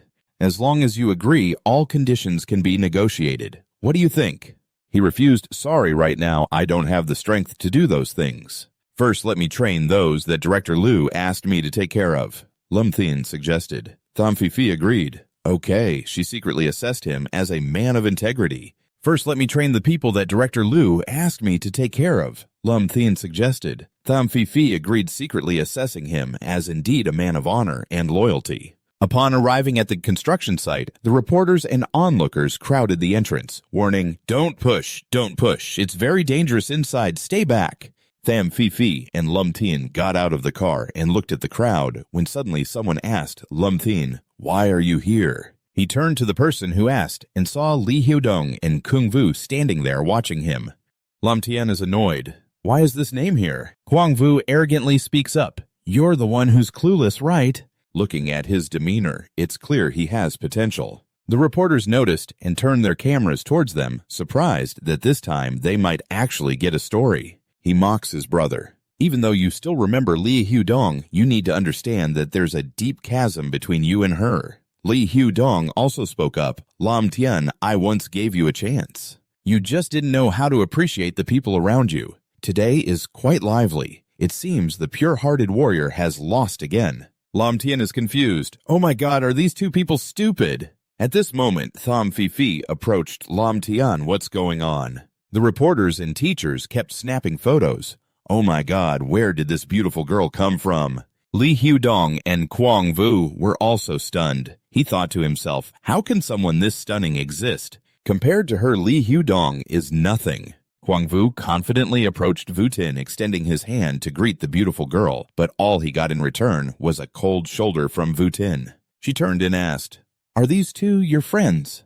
Huangvu wondered, "What's up with this girl treating me like air?" Lam Tian lazily replied, "Just some random guy and girl, let's go. Don't waste time on this." Then the two left him behind and walked into the construction site while the onlookers laughed. No wonder that kid ditched this girl. If it were me, I'd choose that girl over this one any day. Li Hudong was furious. She really dared to act all high and mighty in front of me just because she's a bit pretty. I must make her suffer a little, she shouted. Is that enough? And then she left. Huangvu finally came to his senses and ran over to comfort Li Hudong. "Hudong, this is just my professional habit. If it weren't for the money, I wouldn't have cared about you for a long time." While they were together at the construction site, Tom Fifi and Lam Tian stood in front of the blue flames. She said, "I just confirmed with the soldiers. It seems the fire inside is getting stronger. We might need to expand the alert range." Hearing this, he asked, "Do we really need to expand it more?" Tham Fifi confirmed, "Yes, that's right. Unless we find a solution." Lam Tian looked up. "This is where I told you about yesterday, a place filled with fire attribute spiritual energy." Tham Fifi added, pulling out a watch. "This is a simple spiritual energy concentration meter." Lam Tian curiously asked, "What are you holding?" Tham Fifi replied, "It's a device to measure spiritual energy concentration. It seems it can only expand the containment range." Once again, Tom Fifi turned to the soldier beside her. "The warning range is expanding beyond 5 kilometers, possibly 10 kilometers. Suddenly the soldier panicked. "What do you want to do?" Tham Fifi looked after him and shouted, "Lam Tian, you've stepped into that blue sea of flames." The soldier shouted loudly, "Deputy Commander, what should we do now?" Tham Fifi wondered if Lam Tian really had a way to control this fire. Lam Tian stood under the aura of spiritual energy, and the system screen displayed a notification detecting a strong fire attribute energy. "Do you want to absorb it?" He smirked, determined to absorb it. Lam Tian sat down, focusing on drawing that energy into himself, affecting those nearby as well. Tham Fifi questioned the overwhelming aura, wondering what level of cultivator Lam Tian truly was if he absorbed all this fire attribute energy. Just how high could he reach? She thought about what realm he would break through to. Would it be the 4th stage of Dung Tuyen, the 5th, or the 6th? Lam Tian's system screen continuously showed 90%. 100% announcing that the fire attribute energy had reached level 2. Reward opportunity to draw a new fire attribute spell. The system continuously announced congratulations to the host for upgrading the fire attribute energy to level 2. Please, host, proceed to draw for the new technique. Lam Tian pressed the start button and golden light appeared. He gasped, "My skin is turning golden. I'm turning golden." The screen displayed the words Holy Flame Immortal Technique along with a congratulatory message. The Holy Flame Immortal Technique is a fire attribute technique congratulating the host for receiving a golden technique for the first time. The system multiplied the points by 10 and another screen appeared detailing its effects. The Holy Flame Immortal Technique after cultivation can store fire attribute energy within the body. When attacking it will directly release fire energy causing widespread damage. Lam Tian smirked as he absorbed the surrounding fire energy which gradually disappeared. Tom Fifi was astonished. What kind of monster is that kid? Such powerful fire energy, and he absorbed it all. The two soldiers beside her were also surprised. Could this kid be the incarnation of the fire god? The strong wind created by Lam Tian's suction faded as he slowly walked towards Vutin. She worriedly asked, "Lam Tian, are you okay?" He replied, "I'm fine. Thank you for bringing me here." The spirit energy meter in her hand beeped, sensing something was off, and Tom Fifi threw it away. The device exploded and Lam Tian embraced Tom Fifi to protect her. Seeing his action, she unconsciously smiled. "I must have this man, no matter the cost." At a restaurant in the city, Lam Tian and Tom Fifi were talking. She said, "So, you mean the fire attribute energy at that construction site has all been absorbed into your body?" He confirmed, "That's right. I hope it won't cause you any trouble." She replied, "Don't worry, there won't be any trouble. Can you tell me what realm you are currently at?" Lam Tian didn't hide it, replying, "I must be at the peak of the 4th stage of Dung Tuyen, about to break through to the 5th. Tham Fifi was surprised. "What, you're only at the 4th stage?" He explained, my cultivation method is a bit special. Seeing his awkwardness, she said, all right. All the cultivators have secrets they don't want to share, and I won't force you. Lam Thien sighed in relief, grateful for the understanding. As for Tamfifi, Lam Thien asked, do you want to consider joining our military department? The conditions here are way better than that rotten association. Lam Thien declined, not for now. I still have no intention of joining the military, she said, a hint of regret in her voice. If you don't want to, I won't force you. Tamfifi stood up. However, I must report today's events otherwise. I can't explain this to my grandfather. Lam Thien spoke up. I understand. At Lam Thien's house, Lan Nguyen was reading a message from Luan. Zhao Nguyen, call that kid Lam Thien to resolve this issue. The detailed documents about the Shadow Beast mission have completely recovered. You two must be careful, understood. She replied, yes, Liu Bureau Chief. Lan Nguyen recalled what Lam Thien had said. All right. Tomorrow, I will definitely go to put the documents on the table, and she left. Lam Thien was lying on the bed half asleep when he caught the aroma of food. Although Lan Nguyen didn't like to talk much, her cooking skills were really impressive. He hurriedly ran outside. Lan Nguyen, your breakfast smells amazing. Lam Thien paused and exclaimed, Tamfifi, why are you also at my house? Where did you two get the keys to my house? Tamfifi cheerfully replied, don't worry, I went through the official military channels to requisition your house as a secret military location. Lam Thien shouted, hearing this, it doesn't sound official at all. Then he walked into Lan Nguyen's room. Lan Nguyen, you can't just hide here and not even keep an eye on the house. But her room was completely empty. Lam Thien looked around confused. Where is everyone? Tamfifi came over and said, when I arrived, there was no one home. Could it be that they left because they knew I was coming? He noticed a stack of documents on the table. Lam Thien opened the document folder and frowned. The Shadow Beast mission. Did this girl really go by herself? Lam Thien was worried and quickly put on his jacket. Tamfifi called out, Lam Thien, where are you rushing off to?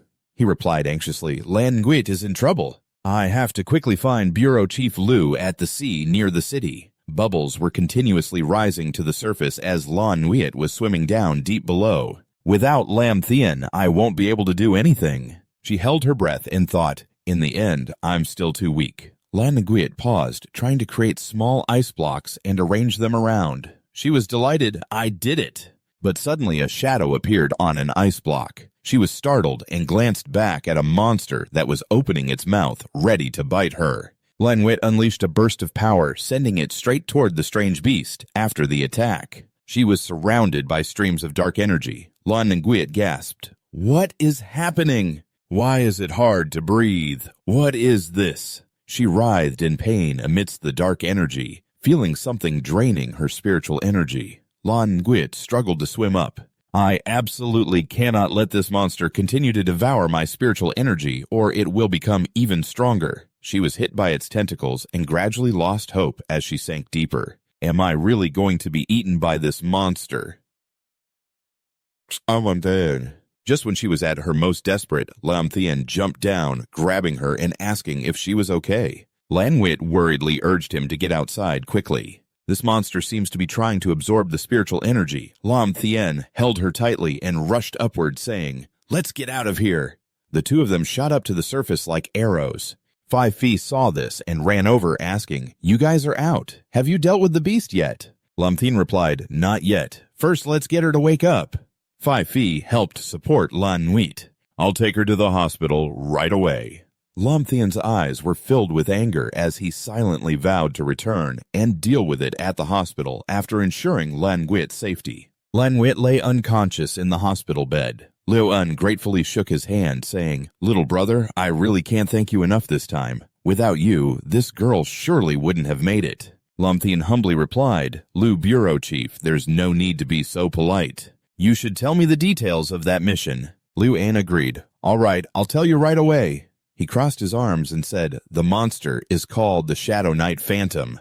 We've been tracking it for at least half a year. Lam Thien interjected, half a year. So that means... Liu Eng confirmed, that's right.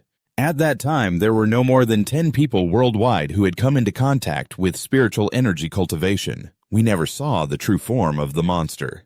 So we guessed it must be related to the property of darkness. This monster uses darkness to hide its true form at the bottom of the sea by continuously devouring the surrounding spiritual energy to strengthen itself.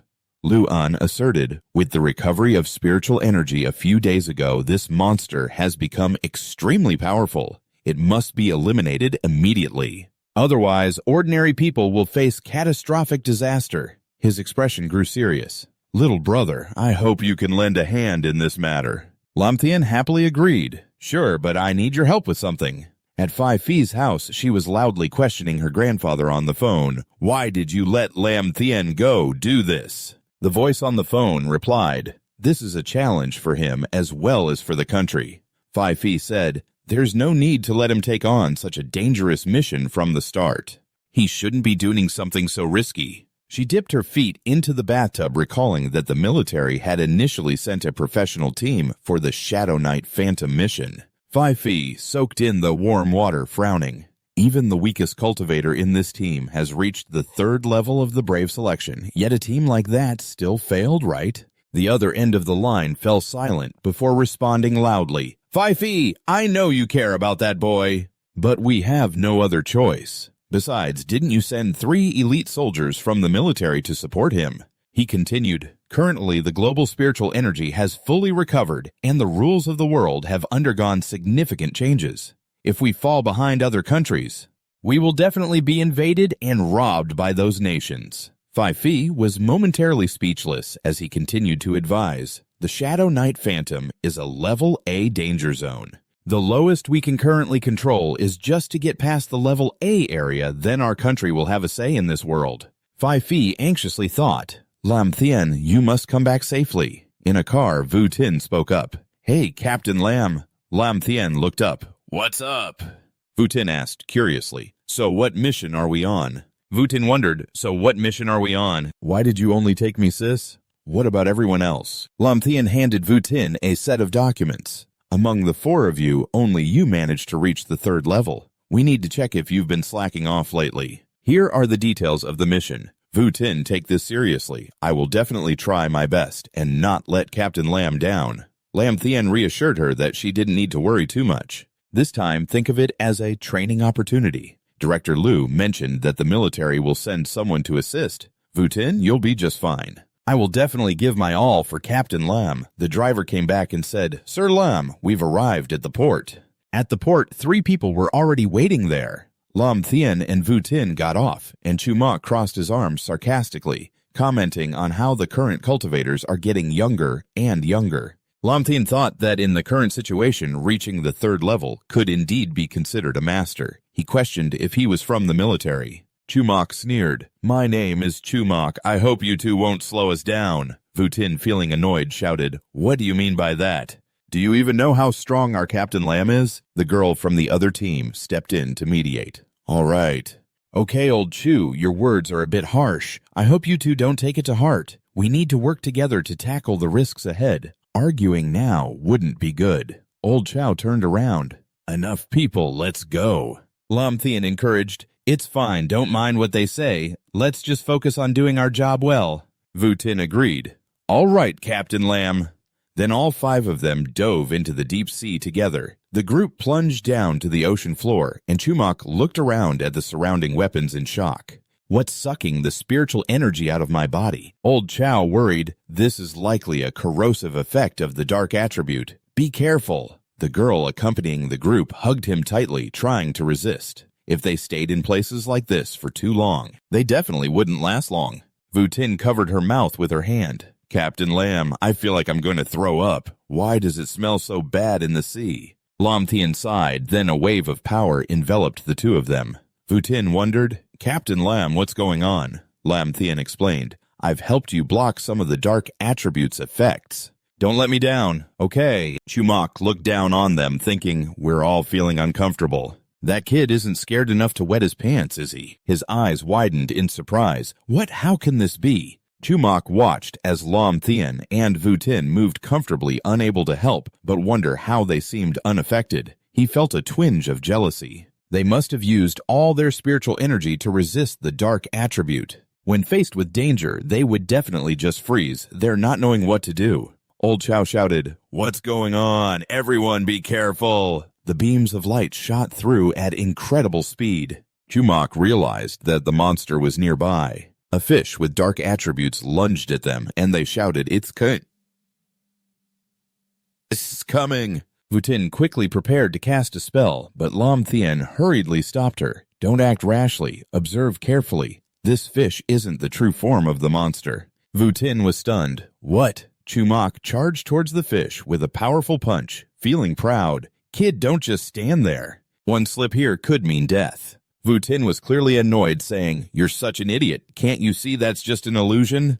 Chumak gritted his teeth. "What illusion are you talking about? What nonsense is this girl spouting?" The girl in the group shouted, "Chumak, be careful!" as he noticed everyone was surrounded by gigantic tentacles, leaving Lao Chao in shock. "What's going on?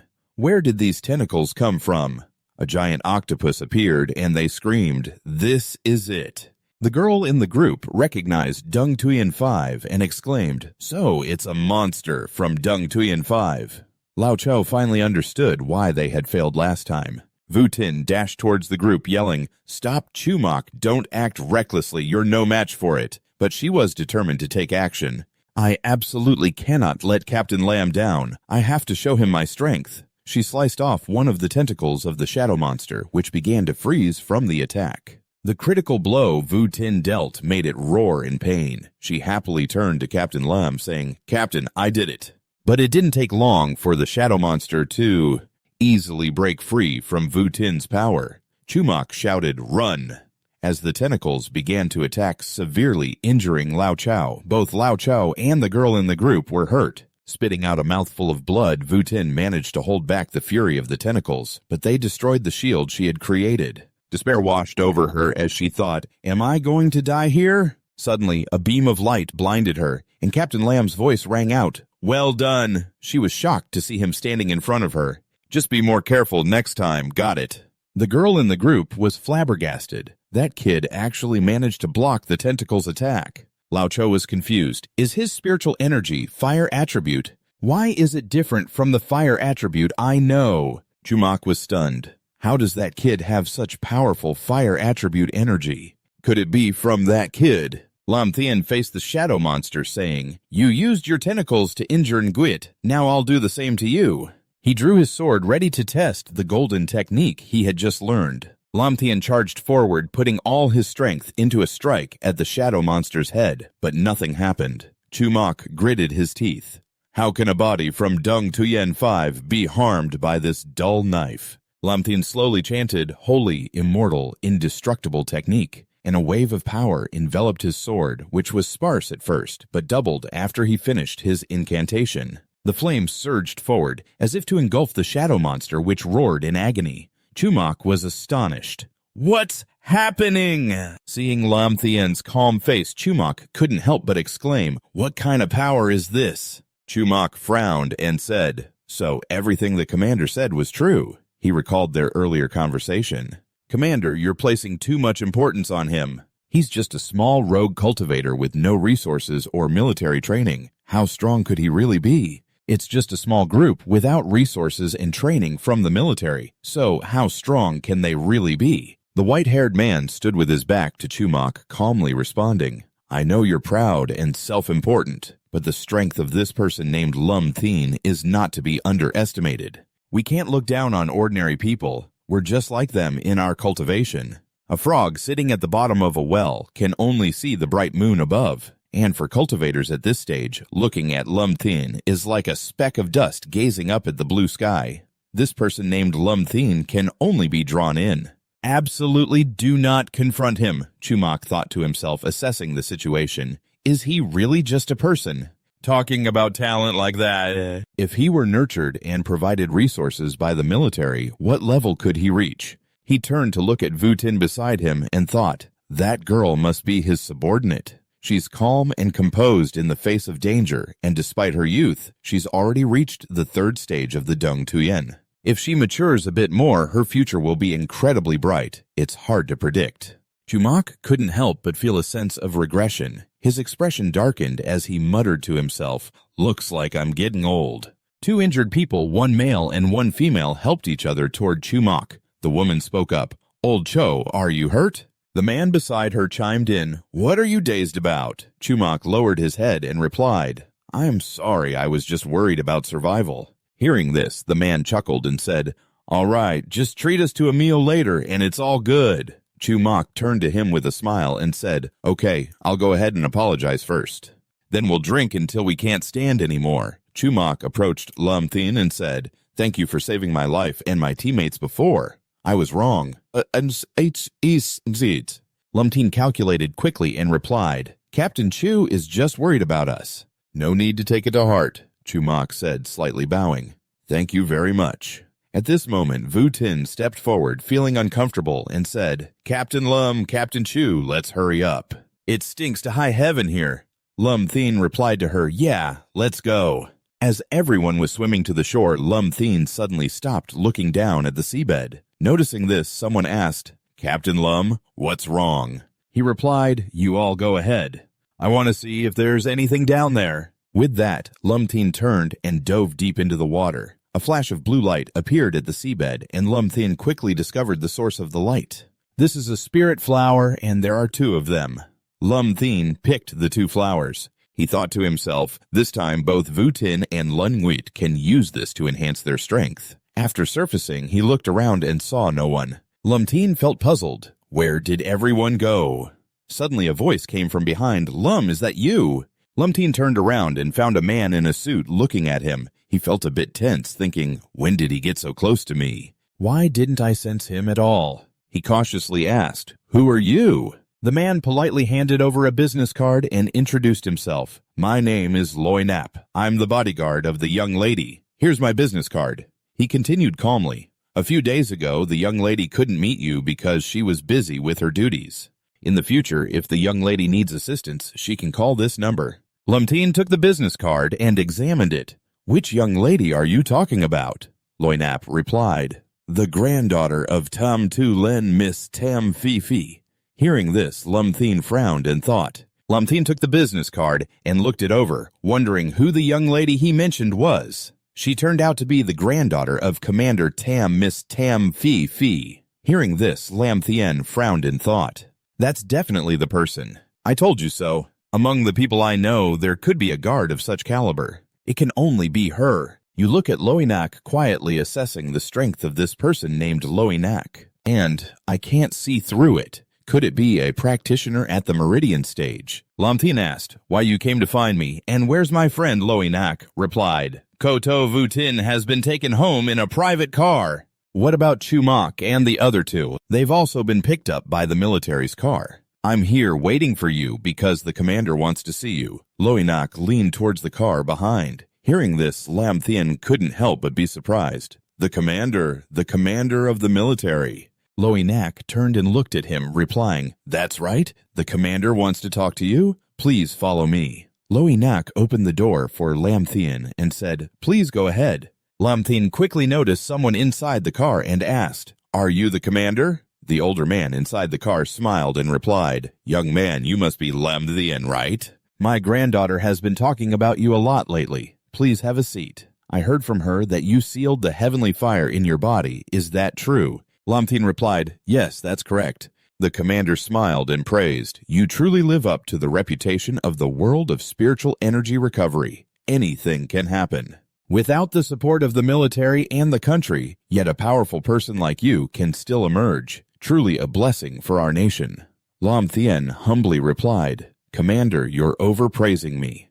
I'm just lucky, that's all. The commander happily responded, Good modesty doesn't mean weakness. Calmness doesn't mean arrogance. You truly are the young man my granddaughter has her eyes on. He continued calmly, The world is undergoing significant changes. Anomalies will become increasingly common. For ordinary people who can't adapt in time, it will be a catastrophic disaster. Lam Thin replied, Commander, please rest assured, if I encounter any anomalies that harm civilians, I will absolutely not stand by. The commander spoke again. I'm telling you this not to bind or impose any morals, but I hope you can quickly enhance your strength in all types of spiritual energy. Darkness attributes are the most troublesome because they can corrode all living beings, turning them into mindless monsters. Your lightning attribute is the best counter to darkness. You must grow quickly both for yourself and for this country, he said sternly. Lam Thien replied seriously, Yes, Commander, I will definitely strive to cultivate. The commander handed him a phone and said, This is a military-grade phone. It won't be eavesdropped on. If you need help, you can call me directly. Lam Thien happily accepted the phone. He smiled and said, Thank you, Commander.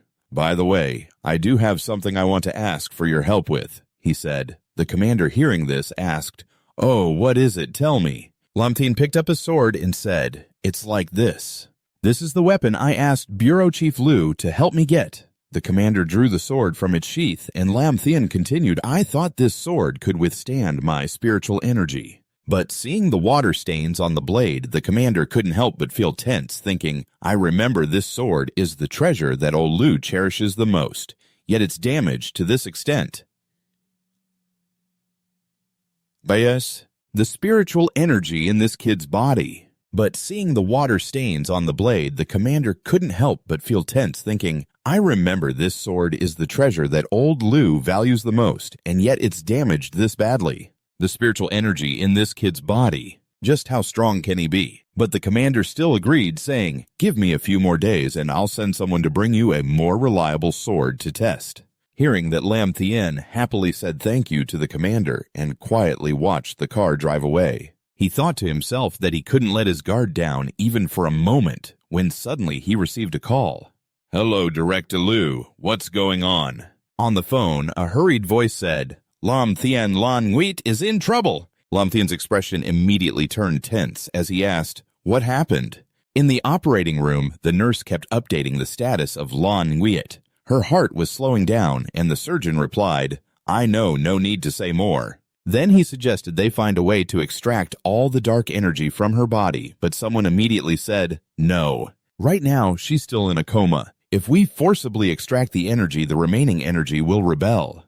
The other person couldn't help but ask, So, what should we do?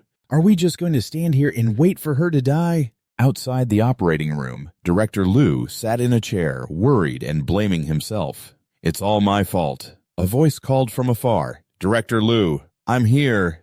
Teacher Lam Thien has arrived, Director Liu said, feeling relieved. Lam Thien, you finally made it. Lam Thien immediately asked about the main issue. What's Lan Nguyen's condition right now? Wasn't she fine when I left? Why the sudden change? Director Liu suddenly asked. Do you know the characteristics of dark energy? Hearing his question, Lam Thien felt a bit confused and replied, Dark energy can cause creatures to lose their rationality. Director Liu quickly clarified the current situation. That's right. Lan Nguyen has always been a very strong girl. After asking for help, she started doubting her abilities, which is why she didn't discuss it with you and went on the mission alone. His expression showed some regret as he said, If I had known earlier, I would have let her take someone with her before assigning the mission to the two of you. Lam Thien grasped the situation and immediately called the system for a solution. System, hurry up and show up. Is there any way to save Lan Nguyen? Immediately a voice responded, Please touch Lan Nguyen's body for 3 minutes and the system will help the host check the treatment method for her. Lam Thien quickly replied, Got it. I'm on my way. He then opened the door and walked inside. Seeing him unexpectedly enter, the doctors and nurses in the operating room were startled and shouted, Who are you? Nurse, hurry and get him out. We're busy saving a life here. Lam Thien, without any politeness, pushed the doctor aside and said, If you can't treat her, then don't act all high and mighty. He quickly approached the operating table, took Lan Nguyen's hand, and whispered, System, you must save her. The system's voice immediately rang in his head, starting to check while the doctors were disregarded by Lam Thien. They couldn't help but get angry and shouted, Where did this brat come from? Let go of my hand. Have you watched too many web dramas? Do you think just taking her pulse is enough to treat her? One doctor shouted, Get out of here. Don't delay the treatment for Lan Nguyen. If not, Director Liu will hold you accountable and you won't be able to bear the consequences. Dr. Six turned to the outside and yelled, Who let this kid in here? Director Liu then entered his expression, indifferent, replying, I let him in. Dr. Six, do you have a problem with that? Seeing that it was the director, the others stopped making a fuss and quickly stepped aside, stammering, "Director Liu, I didn't mean it. It's just that right now, Lan Nguyen's injury." Director Liu seemed completely unfazed, calmly suggesting that Lum Thin should give it a try if he had no other options. If that girl dies, it's because this old man is responsible for the doctor's death. Hearing this, I couldn't help but turn to Lum Thin, wondering what kind of background this kid has. How could it make Director Liu say such things? The system continuously displayed the percentage check, and once completed, a report appeared. Regarding the appropriate treatment method, Lum Thin then turned to Director Liu and said, "I have a way to save Lun Nguyen, but everyone needs to step back a bit." Dr. Six immediately questioned, "Step back? Why should saving a life be hidden from others?"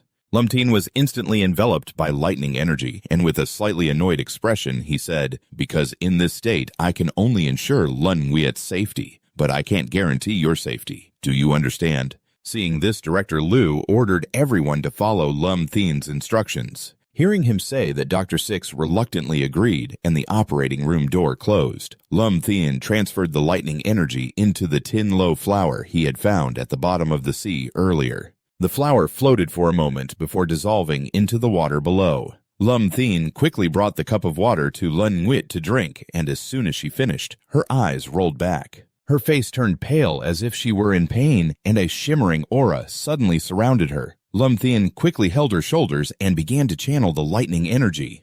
With a tense expression, he said, "Don't worry, I will definitely bring you back to life." The next morning, Lun Nguyen was moved to a recovery room. She slowly opened her eyes and saw Lum Thin sitting by her bedside. She called out, "Lum!"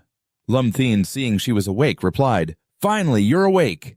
He looked at her with a reminder, "Next time, don't be so reckless." Lun Nguyen, a bit confused, asked, "Did you save me?" Lum Thin at that moment covered his mouth and yawned, then said, "Yeah, luckily I found 2 tinlo flowers at the bottom of the sea. Otherwise, I wouldn't know how to save you." Lun Nguyen felt a bit guilty and said, "Do you think I'm dragging you down?"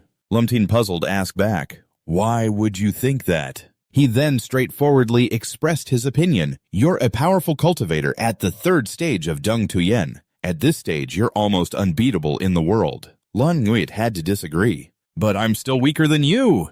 Hearing this, Lum Thin couldn't help but feel a bit itchy, as if it were obvious, and he replied, "Don't be so stubborn. It's not that you're too weak, it's that I'm too strong. Have you ever seen anyone as strong as me?" Lun Nguyen, upon hearing this, seriously pondered, "That's true. Before meeting you, I had almost never encountered an opponent worthy of my time. Even Director Liu, I'm confident that within 5 years I could surpass him." Lum Thin turned to leave, but didn't forget to say to Lun Nguyen, "If you're okay now, I'll go rest." He hadn't slept a wink all night. "Early the day after tomorrow, we'll meet in the forest outside the city. I'll take you for recovery training, so don't be late." On the appointed day, a monster infused with dark energy charged angrily to attack, but before it could do anything, Lun Nguyen kicked it down. Lum Thin, observing from outside, spoke up. "See, I told you you're really strong." He calmly analyzed the mutated wolf. After all, it had peak Dung Tuyen realm strength, yet she sent it flying with 1 kick. Her current strength must have definitely reached the 4th stage of Dung Tuyen. "See, I told you I was strong." He calmly analyzed this mutated wolf, which was indeed at the peak of its strength, yet she kicked it away, effortlessly. What a display of her current power. She must have definitely reached the 4th level of Dung Tuyen. Although Lun Nguyen was praised by him, she wasn't very happy. Instead, she felt annoyed and turned away, saying she didn't need him to comfort her. She knew her own worth. Lum Thin could only smile and say, "All right." The recovery training was almost finished. Just then, a loud explosion suddenly rang out from the forest, interrupting the unfinished conversation. Lun Nguyen felt a bit confused, wondering what the explosion was about. Suddenly, a system alert sounded warning of a strong, dark attribute spiritual energy detected. The host should be careful. Lum Thin immediately became serious. He told Lun Nguyen that this wasn't just a simple explosion. Deep in the forest, dark attribute spiritual energy was going wild. Hearing this, she couldn't help but be stunned. "What did you say?" In the vast space of the forest, everyone was gathered, chatting and joking, setting up tents and finishing their tasks. They were preparing for this much-anticipated camping trip. He separated himself from the lively atmosphere. In a corner, Kung Vu was affectionately draping his arm over Li Hudong's shoulder. His gaze was quite charming, but when he spoke, his voice was warm and deep. "Don't worry, I'll catch a big fish and grill it on a big skewer for you." Li Hudong, still feeling a bit upset, shrugged him off and frowned. "Who wants your grilled skewer?" With that, Li Hudong walked away without looking back, leaving him with a huge avocado. She avoided him and went to her friends, offering to help. "Tutit, let me help you set up the tent." Tutit's boyfriend happened to be nearby. He walked over and teased him. "Kung, are you sulking with Chi Hudong?" Kung Vu sighed softly and explained in a playful tone.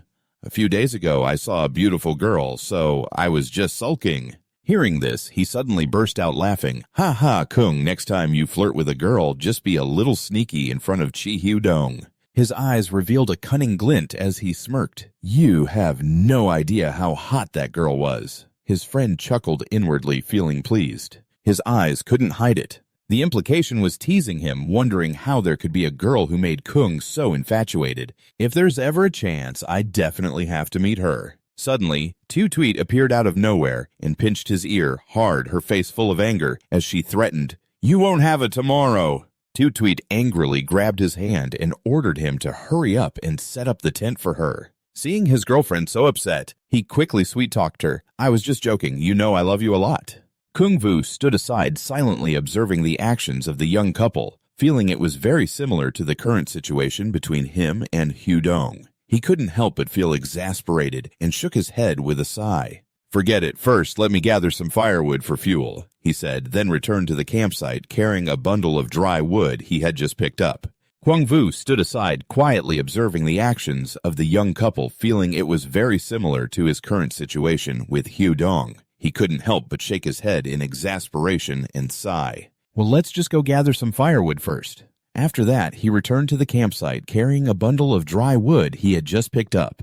Following the overgrown path flanked by dense trees, the sunlight continuously filtered down onto the road Kung Vu was walking when suddenly he came to a halt. Because he had discovered something strange and mysterious that was glowing right by the roadside. What could this be? At that moment, a new notification came through the system with the content stating, "The World Union Council has just announced that the Earth has officially entered the era of global spiritual revival." Kung Vu felt a surge of doubt and stared intently at the strange object. According to reports from experts on spiritual energy, opportunities are overflowing everywhere in the world right now. He recalled Vu Tin's words, "This is my power. It's the power that will make me a king. This is the chance that heaven has granted me." His face looked incredibly fierce and menacing as he muttered, "Lam Thien, I will definitely trample you underfoot.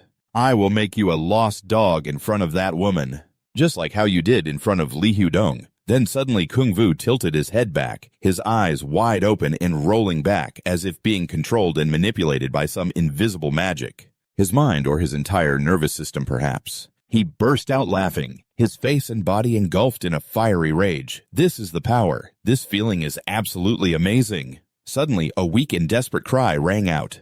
"Help!" It was the scream of the trio Hyodong Tutit and her boyfriend. The hungry and fierce wolves were gradually closing in on them. Kung Vu quickly rushed over and kicked one away. It flew far away, and he didn't forget to ask, "Are you okay?"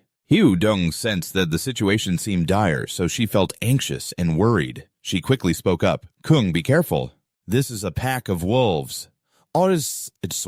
Using the magic he had cultivated over many years, he continuously struck the wolves in the belly, causing them to quickly tire and fall. Lying on the ground with their eyes rolled back, he confidently declared, "Don't worry, this pack of wolves is just a bunch of ants in front of me." Hudong, wide-eyed and mouth agape, was astonished and surprised by his strength and the peak abilities he had achieved, thinking to herself, "What is happening? Why has Kung Vu suddenly become so strong?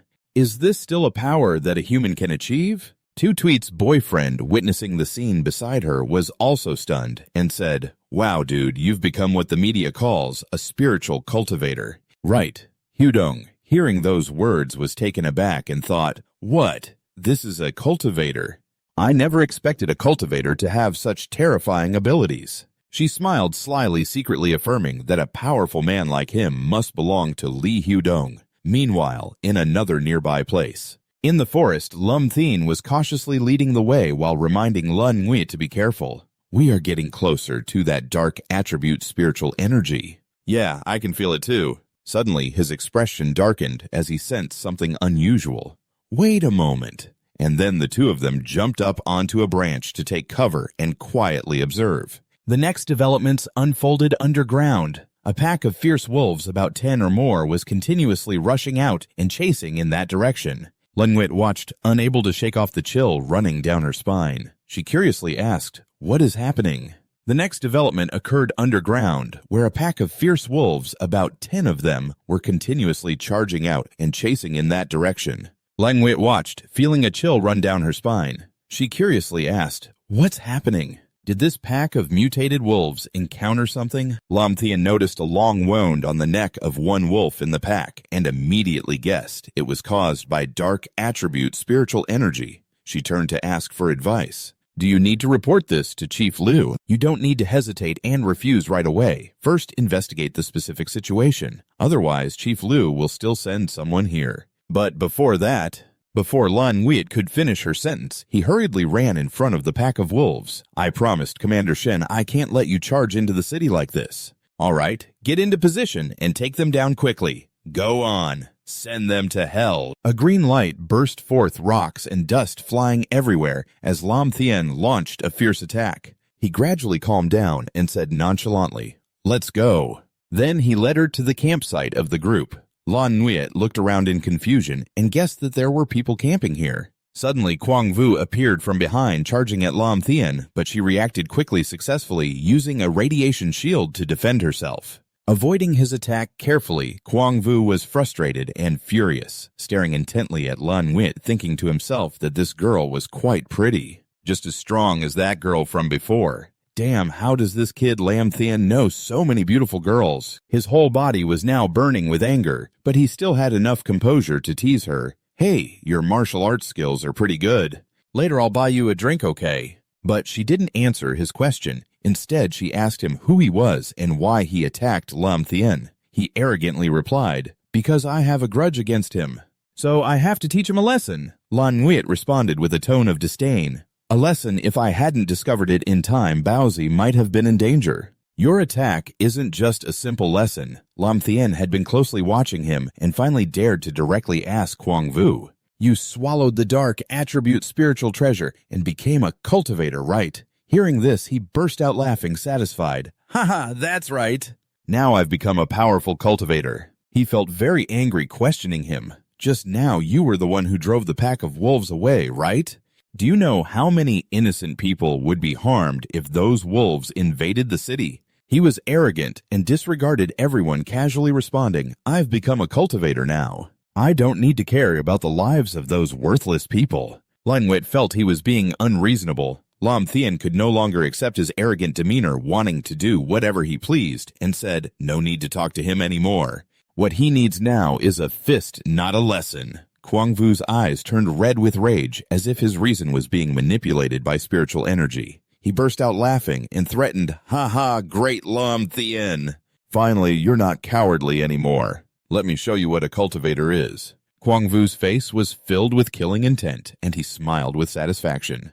Quang Vu's face was filled with killing intent. He smiled in satisfaction.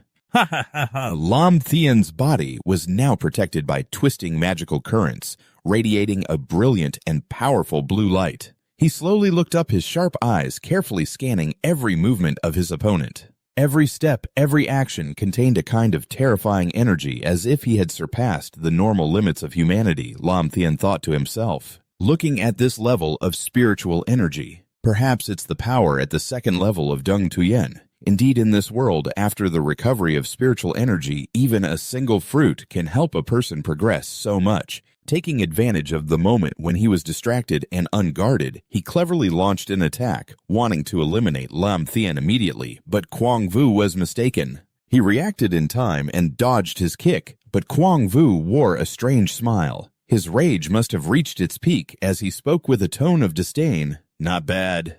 It seems you have some strength after all. Lum Thien wasn't one to back down easily. He retorted mockingly, Is this really all the power you have? Being looked down upon by an opponent like this, Huang Vu was furious, glaring at Lam Thien as if he wanted to pounce and devour him. He muttered, "Wanna go to hell, huh?" Then both of them dove into a fierce battle, neither willing to back down. Huang Vu stood stunned, taken aback by the equally matched techniques of Lam Thien, or even superior ones. He was astonished and asked, "How can this be? You can actually take all my attacks." He seemed to want to provoke him to distract and mislead him, taunting, "You're too weak, Huang Vu." Lam Thien offered two explanations. "If you're not a practitioner, then facing me is like seeing the moon in summer. If you are a practitioner, then meeting me is like a speck of dust floating in the blue sky." And then he launched another attack at him. His whole body soared into the air, and he painfully fell to the ground, murmuring, "How?" Hu Dong and the others witnessed this intense scene, anxiously shouting, "Are you okay? Kwang, everyone help him."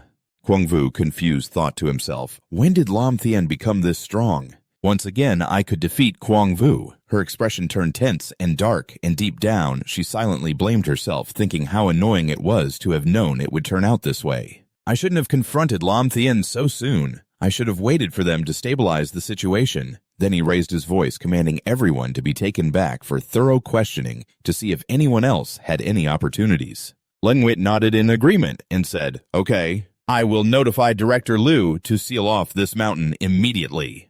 Hearing those words, Huang Vu couldn't help but feel extremely angry. She was already upset, and now she was even more furious. He was annoyed and muttered to himself, "How could I lose to that bastard Lam Thien? It's so infuriating." Suddenly, a phrase echoed continuously in his mind. Repeating over and over, it buzzed in his ears, words that seemed to provoke and awaken the hatred within him, driving Huang Vu to win at all costs. "Do you desire power? Do you desire power?" He dreamed of a vision of himself kneeling before a mysterious and supreme force. There was a mystical being, dark as night, with two pairs of horns sprouting from its head, radiating an eerie light. Huang Vu felt as if that force wanted to help him, and without hesitation, he urgently pleaded, "I want power. I want invincible power. As long as I can trample Lam Thien, I'm willing to pay any price." That being, that person. He raised his finger to cast a spell pointing directly at him as a mysterious energy gradually infiltrated his head and consumed his entire mind. Kung Vu's eyes widened in shock, his whole body tensed up. At this moment, every cell was invaded and controlled. He was no longer aware of himself, unable to maintain control, and vaguely murmured, "This power, this is the power I want." This feeling was incredible. Returning to reality, Leng Wit stepped in front of them and coldly demanded, "All right, let's go. You all follow me to the Practitioner Association for a detailed explanation." Suddenly, Kung Vu surged up powerfully, shaking the entire area around them. Influenced by that supreme force, he was thrown back, having successfully gained that legendary power. Lam Thien instinctively turned to shield Leng Wit, carefully observing as Kung Vu slowly began to distort, emitting a mysterious black-purple light from that strange magic. It gradually encroached upon and enveloped those around him. Tu Tuit's boyfriend, terrified and panicked, kept shouting, "Kung, what's happening?" Li Hudong's eyes widened in disbelief. She trembled, stunned, and screamed, "No, I don't want to go to hell." But contrary to their fearful and chaotic emotions, Lam Thien and Leng Wit remained extremely calm and composed. He gazed into the distance and softly said, "Indeed, what Tum Tu Len said is true. What on earth is happening? That monster with supreme power has invaded and taken over Kung Vu's body soul and even his spiritual energy." It gradually revealed its true form, grinning as it looked at the two of them, saying, "Finally, I return to this wonderful world once again." Leng Wit, surprised and puzzled, asked, "What is going on?" He was able to break through from Dung Tuyen's second stage to Dung Tuyen's fourth stage in just one go. Lam Thien thoughtfully warned, "Be careful, he's definitely not the person you once knew."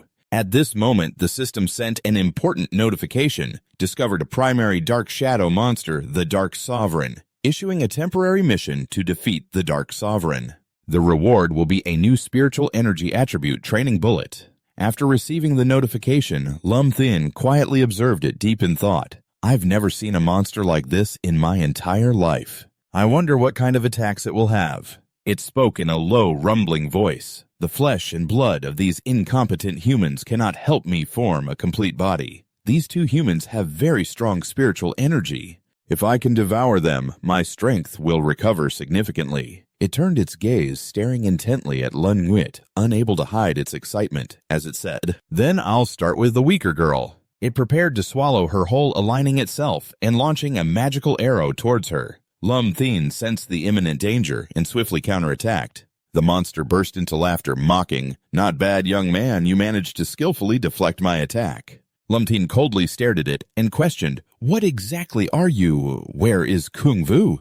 The monster arrogantly crossed its arms, looking down at him, saying, "You're not worthy to know who I am. Human, you just need to know to obey me or die." Lum Thien narrowed his eyes at it, feeling annoyed. He frowned and said, "It seems that if I don't teach you a lesson, you won't learn to speak more politely." The monster thought he was joking and laughed loudly, disdainfully, saying, "Ha ha, what an interesting human. You dare think you can teach me?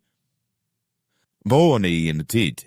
I will let you experience the utmost darkness and see just how terrifying it can be." Dark magical energies continuously emerged and spread, creating a shadowy space. Before Lum Thien could react, he was quickly engulfed by it. Lun Wit panicked, repeatedly calling out his name. Seeing the situation growing tense, she decided to take a risk and approached, wanting to challenge it. Lun Wit gathered all her strength and focused, launching an attack at the monster, but her feeble power and weak magic stood no chance against such a large, cruel beast. It looked at the bewildered actions of the little girl and found it very amusing, threatening her useless.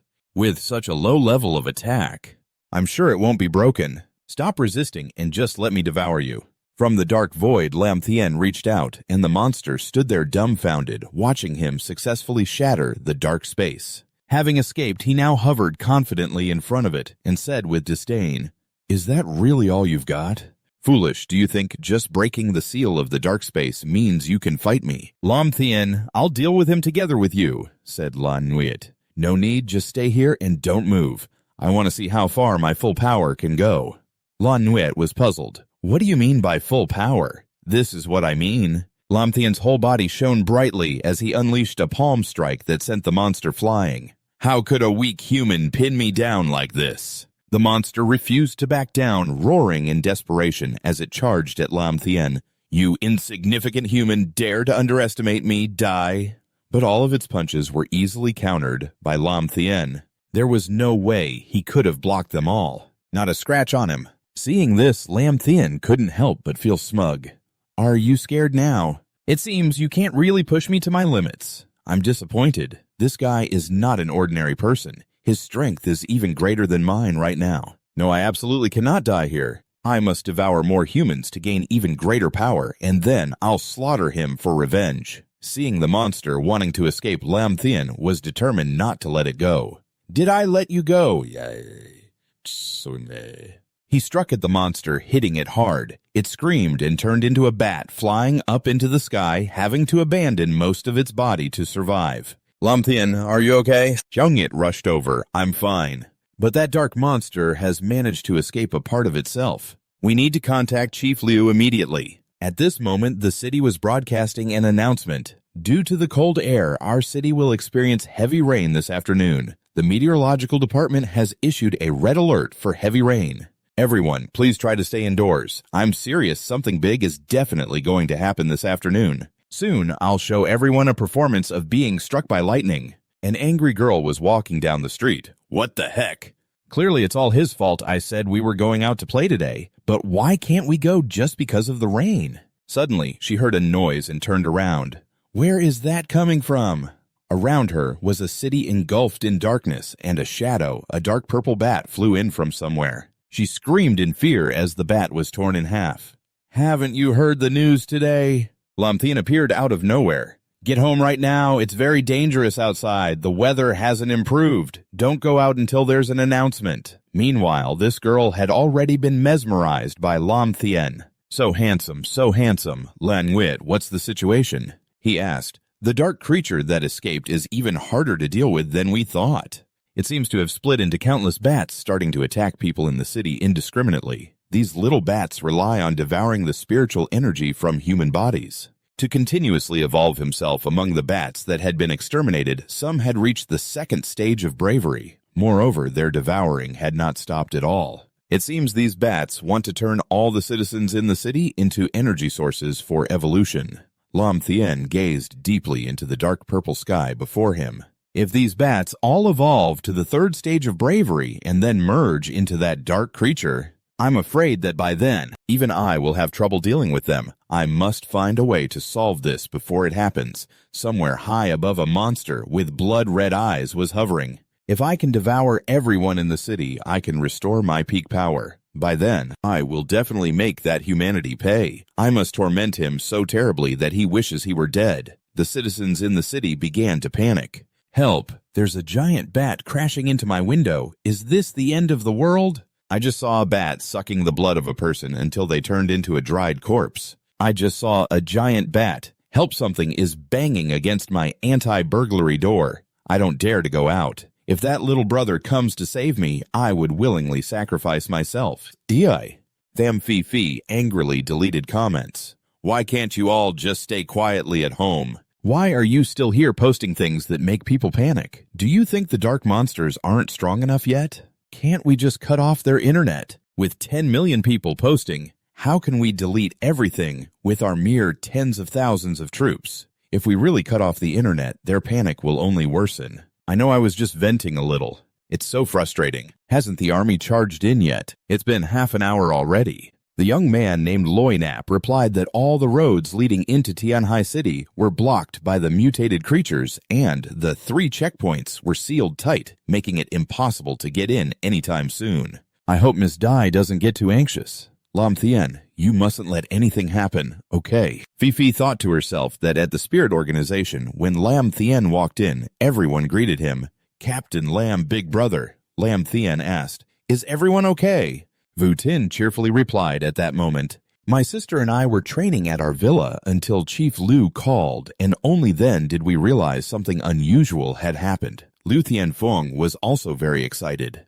Big brother, when the anomaly occurred, I was having barbecue with my younger brother. A mutated bat charged at him, and I punched it, killing it instantly, then skewered it to make a big kebab for my brother to grill. Just don't let it give you a stomachache. With you here, Lam Thien, we're good. We can set up a video conference with the military now. Chief Liu said sternly, our side is ready. On the other side of the screen, an older man began to speak. Since all members of the Spirit Association are present, let's start the discussion immediately. Regarding the rescue plan for Tianhai City, currently, the 2 main highways to the east and west leading in and out of Tianhai City are completely blocked by a large number of mutated creatures. In the central square to the southeast of Tianhai City, there is an enormous energy reaction. It is likely that the main entity is controlling it. This group of mutated creatures... Lam Thien thought, the central square, huh? Lam Thien noticed the strange expression on Miss Lai's face. What's wrong, Lai Kai? You seem off. According to Commander Tam, we plan to force a breakthrough from the eastern highway to create an escape route, then lead the people in the central square to evacuate. Next, we will use heavy firepower to suppress them, so we can evacuate the civilians faster. We need the support of everyone in the Spirit Association to help us reach the central square. From another route, we will evacuate the civilians first. According to the analysis department, the entire operation plan must be completed within 50 minutes. If not, the creature in the central square will evolve into a being we can't handle. Does anyone have any questions? At this moment, Lai Kai began to speak. Commander Tam, if the military can't reach the central square in time, will the detonation time be delayed? He replied immediately, no, by the deadline, all firepower will be directed at the target to ensure that the mutated creature cannot evolve to a level we can't deal with. Miss Lai at this moment couldn't hold back and exclaimed, how can you do that? Isn't that putting the lives of the civilians in the central square at stake? If that dark monster successfully evolves, the ones who will die won't just be the people in the central square. The entire Tianhai City, even the whole Donghai province, will be destroyed. There are important people to you, right? My family lives in the residential area near the central square. Lam Thien and everyone looked at Lai Kai in surprise. Vu Tin comforted her, saying, don't worry, Lai Kai, I will definitely help you rescue your family. A few days ago, Captain Lam trained me, and my strength has increased a lot. There's someone important to you, right? My family lives in a neighborhood near the central square of Lum Thien, and everyone was surprised to see Li Vu Ting comforting her, saying that she should be at ease. I will definitely help you rescue your family. A few days ago, Captain Lum had set a training plan for me, and my strength has increased a lot since then. Liu Tianfang hurriedly said, "That's right. I'll call my younger siblings right away and tell them to drive over here." Noticing the situation starting to get chaotic, Commander Shen decided it was time to act. "I'm afraid we can only ask you to withdraw from this operation." Li Qi shouted in anger. "Why?" He replied, "A soldier influenced by emotions will definitely affect the mission's success. You dare say that when you arrived at the central square, the first thing you thought of wasn't your parents." Then he turned to Director Liu and ordered him to ensure the mission's success. "Please confirm the personnel arrangements," he said. Director Liu looked a bit flustered, and before he could finish his sentence, Lin Tian interrupted, saying, "Wait, Commander Shen.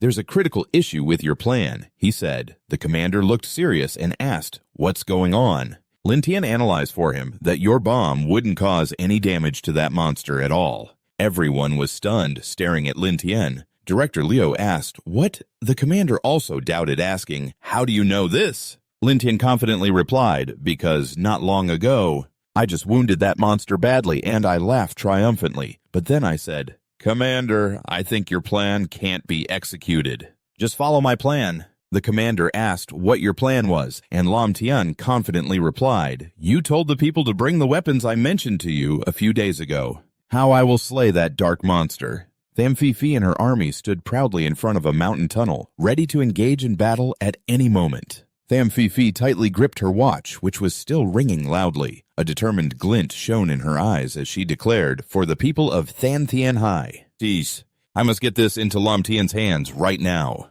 All soldiers received the order through the intercom to proceed with the mission to eliminate the anomalies in Than Thien Hai. Even the logistics were working with the remote system.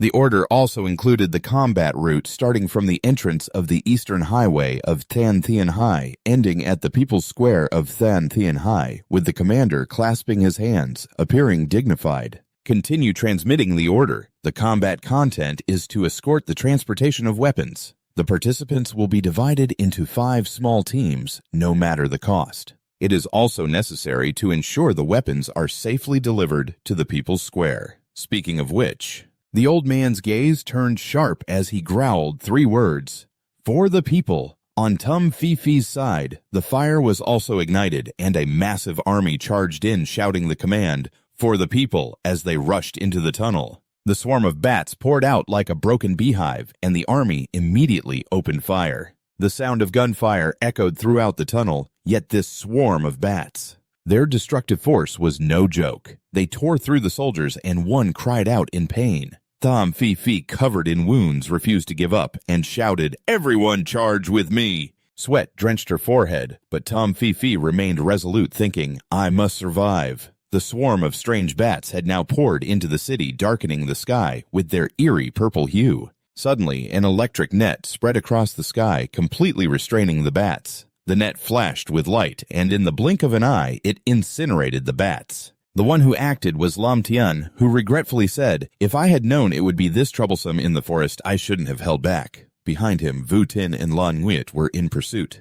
Vu Tin hurriedly said, "Captain Lam, wait for us. Now let's change our attack direction towards the 2 beauties." Vu Tin and Lan Nguyen combined their swords to strike. The water dragon technique combined with the ice finger froze the bats in place, but it felt like a futile effort. Lan Nguyen looked at the number of bats and sighed, cursing. How many more of these are there in Than Thien Hai? Vu Tin, being clever, easily realized, "I can sense that these bats are self-replicating by absorbing spiritual energy." Lan Nguyen said desperately, "If what covers the sky isn't just dark clouds, the number of bats could be an uncountable figure." Vu Tin added, "If these bats merge into one, how powerful would they become?" Only Lam Tian showed no fear. He calmly reassured, "Don't worry, those in the forest couldn't defeat me, and neither can they outside." Lam Tian knew the situation well and said coldly, "Right now, the most important thing is to reach the People's Square and meet up with Tham Fifi and the others," transitioning to where Tham Fifi and the soldiers were fleeing in panic. Tham Fifi led the team, her strength gradually waning. Before her, the bats had now formed into a grotesque mass, saying, "You belong to me." At this moment, the bats revealed their true form. It was the vile Kwang Vu who said, "So we meet again, beautiful Tham Fifi." She couldn't hide her surprise and exclaimed, "So, it's you again." Tham Fifi hated Kwang Vu and began to question him.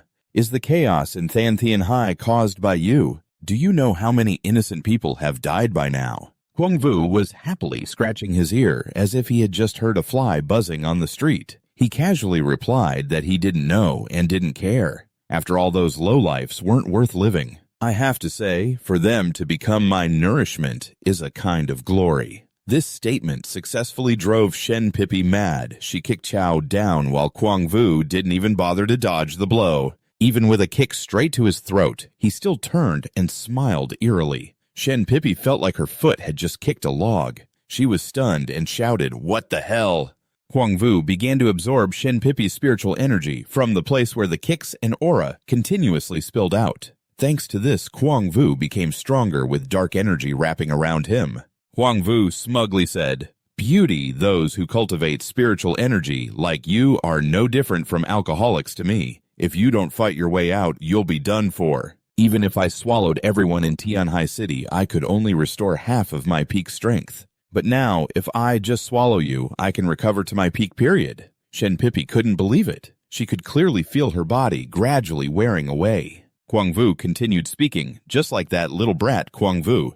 Just obediently become my nourishment." It turned out he was just using Kwang Vu's appearance to dominate the world right at this moment. A bolt of lightning struck down temporarily, causing Kwang Vu to be thrown far away in pain. The one who just appeared is Loi Nak, who boldly said that our young lady doesn't really like you, so there's no other way but to send you down to hell. Tham Fifi was equally surprised to see Loi Nak, while Kung Vu laughed as if he had hit the jackpot, gleefully saying, "Isn't it the 4th level of Dung Tuyen? Your spiritual energy has already reached the 5th level of Dung Tuyen." Kung Vu was now consumed by ambition, greedily thinking that if he could swallow you, he wouldn't just restore his peak, but could also evolve to an even stronger level. Loi Nak calmly turned to Tham Fifi, saying, "Miss, you take the others to meet Lum Thien. I'll handle this." Tham Fifi immediately turned and left. She left with a reminder for you to be careful. Kung Vu was still fixated on the tasty bait that was Phi Fi. He was furious and chased after her. Of course, Loi Nak wouldn't let him have his way, so he quickly erected a temporary ice wall. Loi Nak's face was filled with murderous intent, threatening, "You can't go anywhere." Tham Fifi continued to lead the troops to shoot down the swarm of bats, which were now even more aggressive than before. They relentlessly tore at the soldiers, using their numbers against them. Tham Fifi gritted her teeth, cursing, "Damn it, there are just too many bats." She realized she was gradually losing ground. Damn it. These bats have evolved again. Regular bullets couldn't harm them anymore, and the number of soldiers was dwindling. Many had fallen, and she despaired, wondering if she could really get this through. Even if I get through, can Lum Thien succeed in getting here? Dai Ha felt her spirit sinking lower. Tham Fifi quickly rallied herself, thinking, "No, I can't." She immediately stopped this line of thought. They definitely can't waver in their faith while rushing forward. She didn't notice a bat charging at her from behind, its eyes glowing like embers. Its mouth was drooling just as it was about to pounce on Phi Fi. Suddenly, a bolt of lightning tore through the sky, landing right in front of it. That was Lum Thien, arriving just in time. Lum Thien, with a commanding presence, declared, "Finally found you." Tham Fifi immediately rejoiced and ran to his side, calling out, "Lum Thien!" He playfully teased her, ruffling her hair, saying, "All right, I'm here. No need to be afraid anymore. Did you bring the stuff?" Tham Fifi quickly handed over the items from behind her back, feeling both annoyed and curious, asking, "Is this what he told me to bring? It's so heavy. What on earth is it?" Lum Thien didn't answer right away. He slowly opened the box. Tham asked, "Didn't Tulen say anything to you?" Tamfi replied, "No, he just said it's a very powerful weapon." "What exactly is it? I'm not sure." From the wooden box, Lum Thien pulled out a long sword, bright red like blood crystal. Tham Fifi didn't seem too surprised, and skeptically asked, "Does this sword have any lethal power?" Lum Thien, with a satisfied expression, replied, "Of course it does. I'll show you the damage this sword can do." Lum Thien suddenly turned to the front, excitedly shouting, Tontingia, get out of the way. Dad is about to make a move. Tontingia heard this and signaled to his brothers, Everyone spread out. Dad is about to strike. The overwhelming aura of Lum Thien was too captivating, and soon 7 bats surrounded him. At that moment, the system screen displayed the options, and Lum Thien quickly pressed the button to activate the skill. The sword in his hand radiated dense spiritual energy, combining with his signature move, Loi Wiem Huit Dien, released in abundance. Lum Thien continued to command, cross slash, a cross-shaped slash like a storm. It shot towards the 7 bats, and with just one slash, it shattered the swarm into pieces, significantly reducing their numbers. Tontingia couldn't help but be amazed at this scene. The sword in his hand radiated a thick aura combined with the thunderous, fiery blood strike. Lum Thien continued to command, unleashing a cross-shaped sword strike like a storm. With just one swing, he sent the swarm of bats scattering, significantly reducing their numbers. Tontingia couldn't help but be amazed at this scene. Impressive, you're incredible, Tamfifi exclaimed from behind her eyes sparkling like stars. I'm totally in awe. Lum Thien, you're so cool. Can you teach me that move? Lum Thien glanced at her with half an eye, a smirk on his face as he replied, Sure, but if you want it to be effective like that, you might need to cultivate to at least the 4th stage of the Dung Tuyen realm first. Lum Thien looked at the special operations team, which was now down to just a few members, and asked curiously, Is this all that's left? Have the others all sacrificed themselves? Thamfi suddenly remembered something important and exclaimed, That's right. Loinak and Kung Vu are fighting. Lum Thien, can you go save them? Upon hearing the name, Kung Vu Lum Thien jolted. Wait, isn't he the one that got swallowed by that dark monster? Could he have come back to life?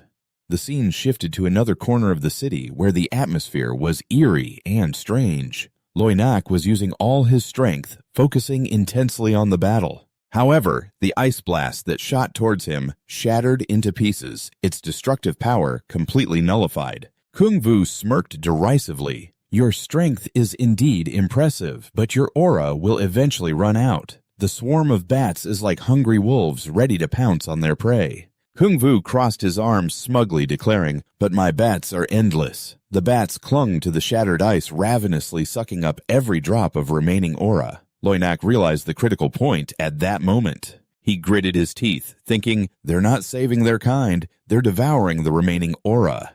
He looked at the dark energy of the bats with despair. Some of those bats must have evolved to the 3rd stage of the Dung Tuyen realm by now.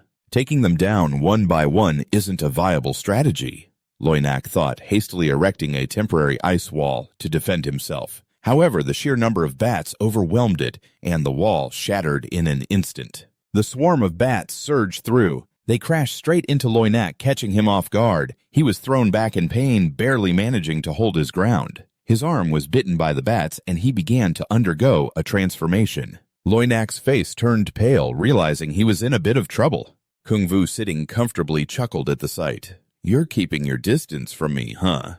Does that mean you're scared? Loinak, of course, wasn't one to back down easily. He continued to unleash his attacks, this time executing a grand ice technique that formed a spear from crystallized ice. He charged forward like a raging bull, while Kung Vu, seeing a juicy target, grinned with delight as the bats around him eagerly absorbed the aura from the spear. Loinak never expected to reach this point. He was shocked, eyes wide, thinking, what, they're absorbing the aura? Kung Vu began to undergo a transformation, his muscles bulging with surging energy. Ha ha ha, I knew you'd panic.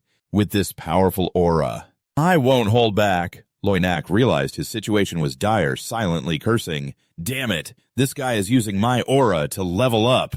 Kung Vu was now in a different position, boasting, Thanks to you, I've evolved to my peak. I'll give you a pleasant ending.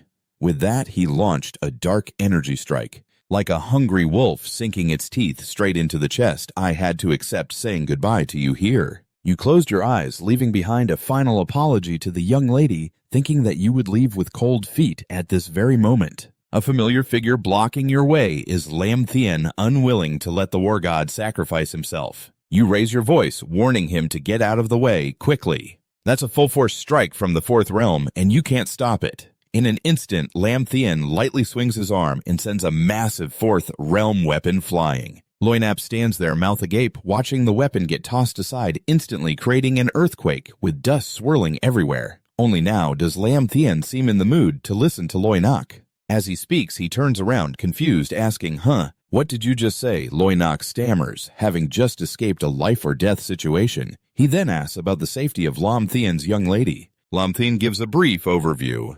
Oh, don't worry. She's currently with Lan Nguyen and the others fighting against those troublesome bats. After saying this, he instructs Loinak to leave. You should go meet them. I'll handle this. I'll come find you to discuss the next plan. Loinak replies with a nod and turns to leave. This time, Lam Thien is face-to-face with Quang Vu, who coldly says, so we meet again. Before I pierce you, this time, can you tell me who you are or what you are? That strange guy insists on playing along. What are you talking about? I'm Quang Vu? Don't you recognize me? Lam Thien has no intention of playing games with him. Losing patience, he says, if you won't speak, then forget it. He reaches back to draw the sword from his back, confidently stating, don't worry, it'll be over quickly. Quang Vu crosses his arms, looking at Lam Thien with a challenging expression. You still think I'm some forest dweller? Without further ado, he conjures a dark energy sphere, his eyes dark as he says, let me show you my peak power. Lam Thien's expression darkens as he reaches for the sword at his back. Bored, he says, is that all? Lam Thien swings his sword, creating a barrier that completely blocks Quang Vu's energy sphere. The powerful force slams directly into Quang Vu's chest. He turns pale, saying, what a single strike. It's as if a storm swept away a large number of the strange bats, causing them to turn and flee towards the distant clouds. Lam Thien doesn't understand this phenomenon. He curiously asks, what is that? The three beautiful women also freeze for 5 seconds, wondering what's happening. Lan Nguyen, sweat soaking her forehead, straightforwardly asks Vu Tin, can you feel the energy from that black cloud? Vu Tin, startled, wide-eyed, responds, yeah, those mutated bats. It's like they received some kind of order. They're moving towards that black cloud. But Tom Phi Phi stubbornly refuses to believe it, disdainfully saying, don't joke around. How could that be? Vu Tin, confused by this statement, steps forward to ask, Sister Tam, what's wrong? Tam Phi Phi, experienced and equipped with support gear, now has a very grim expression, coldly saying, based on the readings on the device, that thing in the sky could be a super mutated entity, the kind spoken of in legends, with an abnormality level of the lowest danger. It indicates the existence of minor anomalies that have a very small impact on the environment, and humans usually not requiring the mobilization of cultivators for disturbances or monsters with low threat levels. For an ordinary person, it can cause chaos or panic in a small area, which will usually be quickly handled by lower-level monks at a manageable danger level. Monsters or events with significant destructive power that pose a major threat to a town or crowd require the coordination of mid-level monks to deal with. Super mutated creatures are monsters with a higher danger level, possessing immense destructive capabilities that can devastate a small city, requiring the combined efforts of several mid-level and high-level monks to confront. Catastrophic level beings have extreme destructive power, enough to threaten the safety of an entire metropolis, causing serious casualties and massive property loss. The involvement of top-level monks or elite monk teams is necessary to respond to apocalyptic-level threats that can cause nationwide disasters capable of destroying an entire nation's defense forces. Only a few powerful monks can withstand this. A full mobilization and coordinated combat deployment are needed to deal with the highest level of existential threats. Symbolizing a global survival crisis that could directly lead to the destruction of human civilization, it is imperative to mobilize all top-level monks. Along with the Alliance's defense system, we must muster all our strength to fight back, knowing this well. In her eyes, Tom Phi Phi shone with a fierce determination to survive. She quickly ordered Lun Nguyen to contact Liu, telling her to hurry and reach out to the chief. Tell them to send more people. I will call my grandfather. We can't let Lam Thien face that kind of monster alone. The urgent situation on the system's side was just as chaotic. Someone shouted for Captain Fan to respond, but all that met them was a deafening silence. The silence was terrifying. The communication signal from Team 2 was completely cut off, and it seemed that the falling creatures had obscured all phone signals. Hui's face was tenser than a guitar string. He anxiously wondered if Phi Phi and everyone had escaped safely. The soldiers observing the system screen also noticed something unusual. Someone shouted, "Look!" The falling creatures seemed to be gathering in the same direction. This phenomenon had never happened before. What could it be? Fortunately, the phone signal was restored, and a hurried voice came through. "Captain Fan, I can hear you. Are you still alive?" The entire room was engulfed in chaos. The communication signal from Team 2 had been restored. Captain Lee, after the falling creatures had left. "The phone signal has been restored. We can contact the advance team now." A fierce soldier shouted into the phone, his tone sharp, demanding, "Captain Fan, what's the situation on your end?" "Report immediately," came the urgent voice from the other side. "We've been attacked by a massive swarm of falling creatures at the second level of Dung Tuyen, and we don't understand why."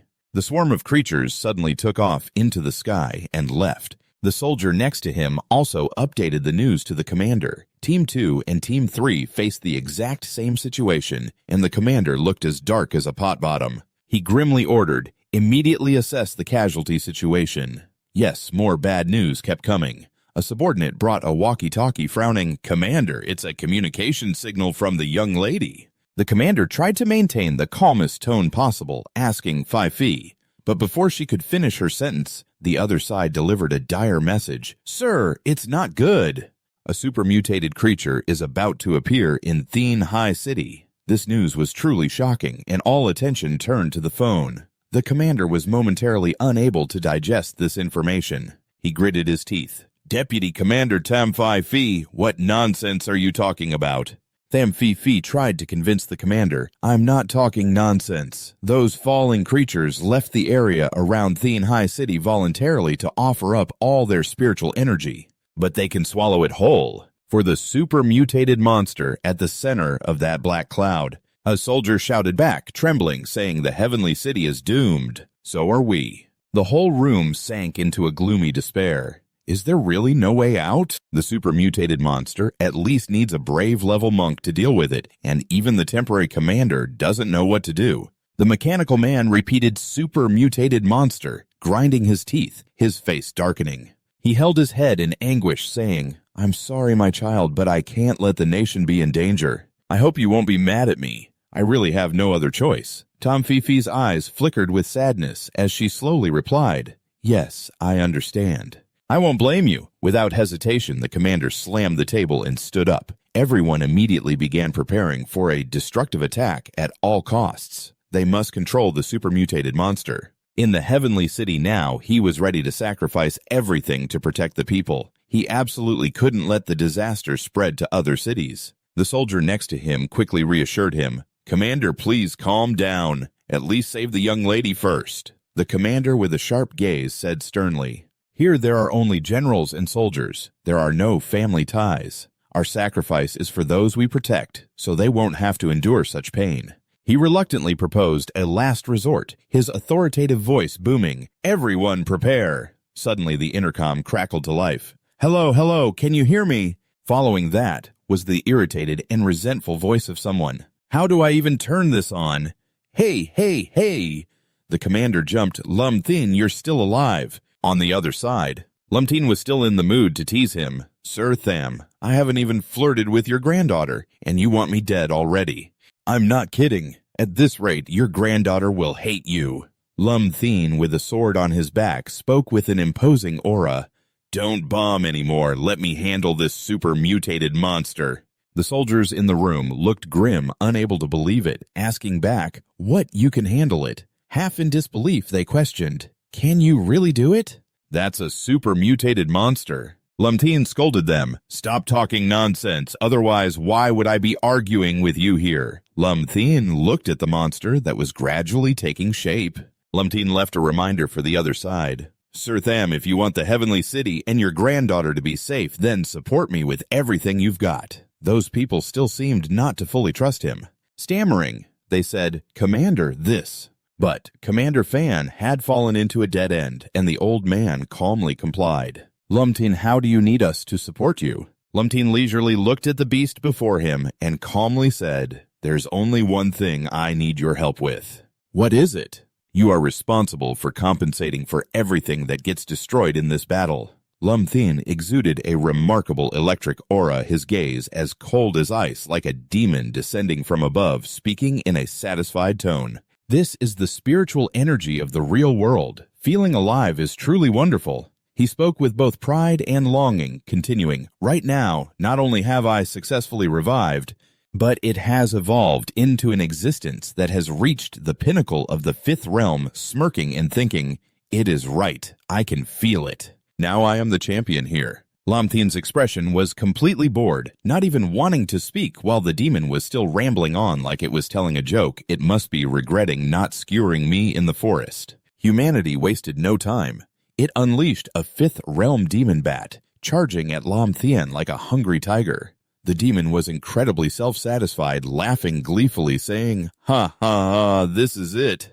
However, the scene before it made it furious, its eyes nearly popping out, feeling both embarrassed and angry, sweat soaking its forehead, while the system office was in a frenzy as well. People began to chatter excitedly, wondering how Lam Thien had, without anyone noticing, swung a sword that sliced the demon bat in half. Lam Thien's face remained calm as still water. His strike was both cold and decisive. The people in the office were having their eyes opened, realizing this was the legendary lightning attribute. How terrifying someone possessing such power. He must definitely be considered a monster. The commander silently rejoiced, feeling relieved. The kid really didn't disappoint me, and the army was also doing its job well, gradually evacuating the city's residents. Everyone, please don't panic. The buses from all over the city are arriving, one after another. Please don't push. The crowd, as dense as ants, was also stirred by the commotion around Lam Thien. A beam of aurora shot straight up into the sky, and the city's residents screamed in shock,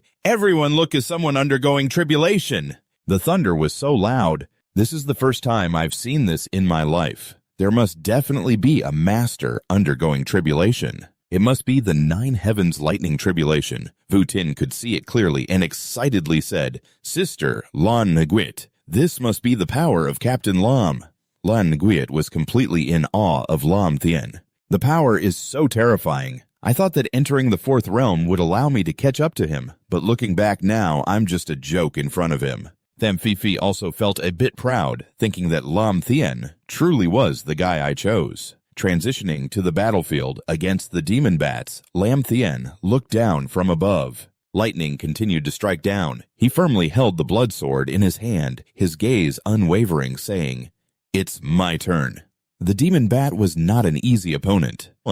It also charged forward with a dark, great axe at a terrifying speed. Fortunately, Lam Thien had extraordinary reflexes, using his sword to block the powerful strike and seizing the opportunity. He also slashed with a lightning flame sword technique, the Ice Mountain Slash. This strike seemed to be something the demon bat couldn't swallow. It could only blink, watching the flame lightning prepare to engulf it. It used all its spiritual energy to maintain its magical artifact, wanting to hide inside it. But for Lam Thien, that artifact was no different from a thin curtain. The Ice Mountain Slash easily shattered it into pieces. The Ice Mountain Slash was like a 5 elements mountain pressing down on it. The demon bat was at a loss, feeling as if it had lost half its life, its massive body trembling on the ground.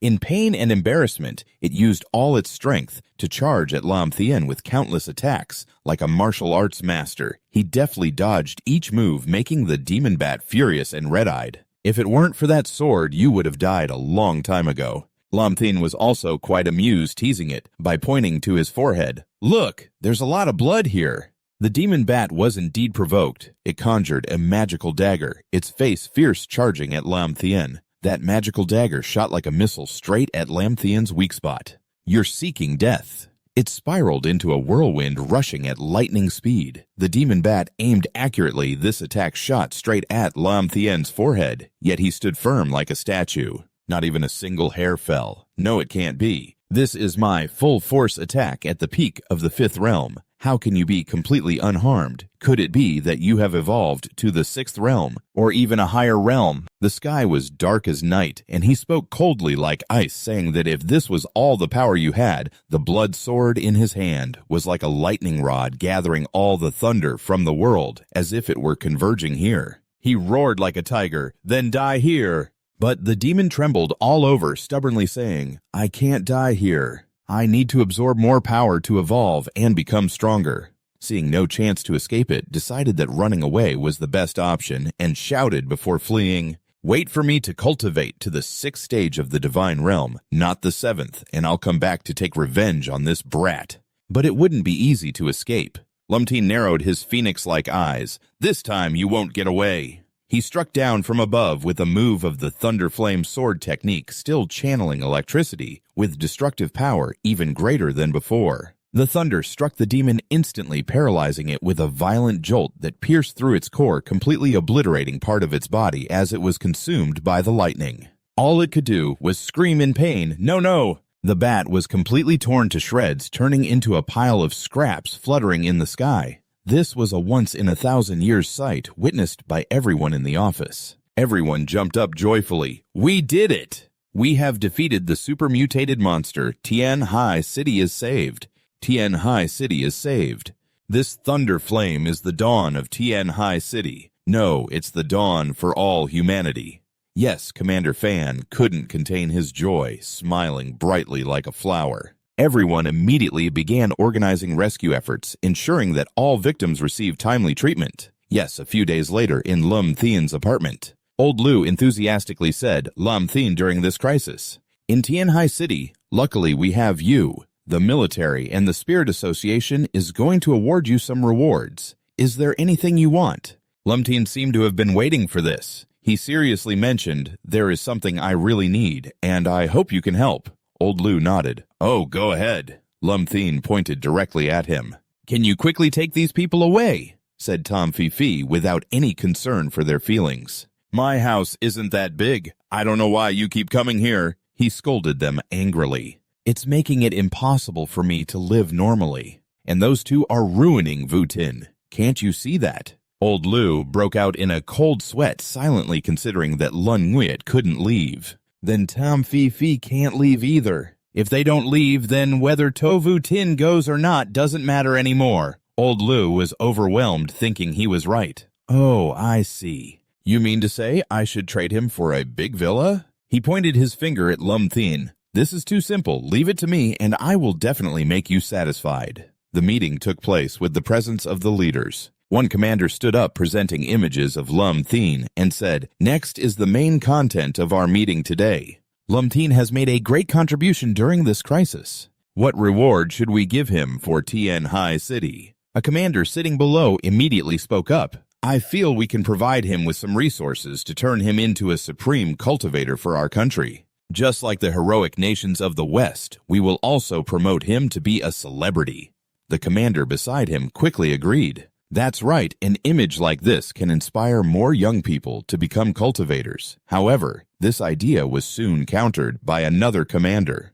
The commander sitting next to Luan rebutted, "Are you joking about making him famous? Lum Thien is not only a hero of the city, but also a genius cultivator of our nation. I believe he should join the military ranks to specialize in training our cultivators," he stated. As soon as he finished speaking, another commander chimed in. "And there are other matters." At that moment, a voice from outside suddenly interrupted the commander. "I oppose this." A man slowly walked in, surprising everyone with his presence. "Han Thonglin, why are you here?" The chief commander, Tam, was also taken aback. "Han Hufeng, why are you back?" Han Thonglin didn't beat around the bush and went straight to the point. "Chief Commander, I heard from my subordinates that you went to award some prizes to the kids." Upon hearing this, Chief Commander Tam immediately questioned Han Thonglin. "What do you mean by that?" Han Thonglin replied, "What I mean is that a kid who relies on luck to defeat a monster doesn't deserve a medal." Han Hufeng's words made other commanders unable to hold back and speak up. The commander who reported earlier immediately defended Lum Thien.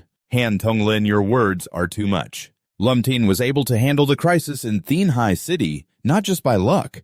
Another commander quickly supported. "That's right this time. All the missions of Tian Hai City have been recorded." While what you two said is quite reasonable, Han Hufeng didn't care.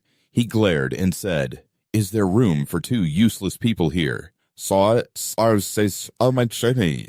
you two talking?" His words frightened the two commanders who dared not retort. Seeing him abuse his power, Chief Commander Tham quickly knocked on the table and said, Han Thonglin the monster at the 5th level of Dung Tuyen cannot be dealt with by luck. I understand your doubts about Lum Thien, but the medal for Lum Thien is not for you to decide. Hufong, though disagreeing, did not continue to argue. He sat down and said, Indeed, you are stubborn about awarding him the medal. I have no choice. Anyway, I will not recognize it. After Han Thonglin settled into his seat, Chief Commander Tham spoke again. The meeting continues. Does anyone have any ideas? Lum Thien isn't doing this for fame or fortune. What he wants isn't a position or popularity. Hearing these words from the chief commander, the commanders looked at each other. But no one dared to speak up. Seeing that no one had any opinions, Chief Commander Tam turned to Liu An. Old Liu, do you have any ideas? Liu An chuckled to himself. The relationship between you guys and Lum Thien isn't stable. At this crucial moment, it still has to be me. Only I know what Lum Thien needs the most. After thinking for a moment, Liu An replied, A few days ago, I met Lum Thien and asked him what he needed. He clearly told me one thing. The commanders only heard this and sighed. Oh, old Liu is still the best. Old Liu, stop beating around the bush and just say it. Liu En didn't want to waste anyone's time. He quoted Lum Thien's words directly. A few days ago, I met Lam Thien and asked him what he needed. He clearly told me one thing that the leaders only heard and exclaimed, Wow, old Liu still has it. Old Liu, stop beating around the bush and just say it. Liu En didn't want to waste anyone's time. He quoted Lam Thien word for word. Those guys come here every day. It makes it impossible for me to live normally, and those two are corrupting Vu Than. Don't you realize that? After conveying Lam Thien's thoughts, Liu An confidently concluded that Lam Thien wanted a big house like that, so he could live together with Lun Wit without feeling cramped anymore. Liu An's words left the entire meeting in shock. So that's how it is. Why didn't we think of that? Right, the most basic needs like eating, drinking, and resting were overlooked. Unlike Liu An the commander, who understood immediately, he thought to himself that Lam Thien's intention was for Lun Wit. They wouldn't be there anymore, but it seems that the little girl, Phi Phi, also has feelings for Lam Thien. If leaving was a mistake, then let it be. Immediately, Commander Tham asked if that's the case. Then everyone should see if there are any villas or large apartments in Tian Hai City that would be suitable. Before anyone could speak, Commander Han immediately added, Don't look anymore. I know a villa that fits perfectly. This statement from Hu Fong once again made everyone doubt. Wasn't Commander Han just opposing this? Why did he suddenly change his mind? This idea from Commander Han also surprised Commander Tham.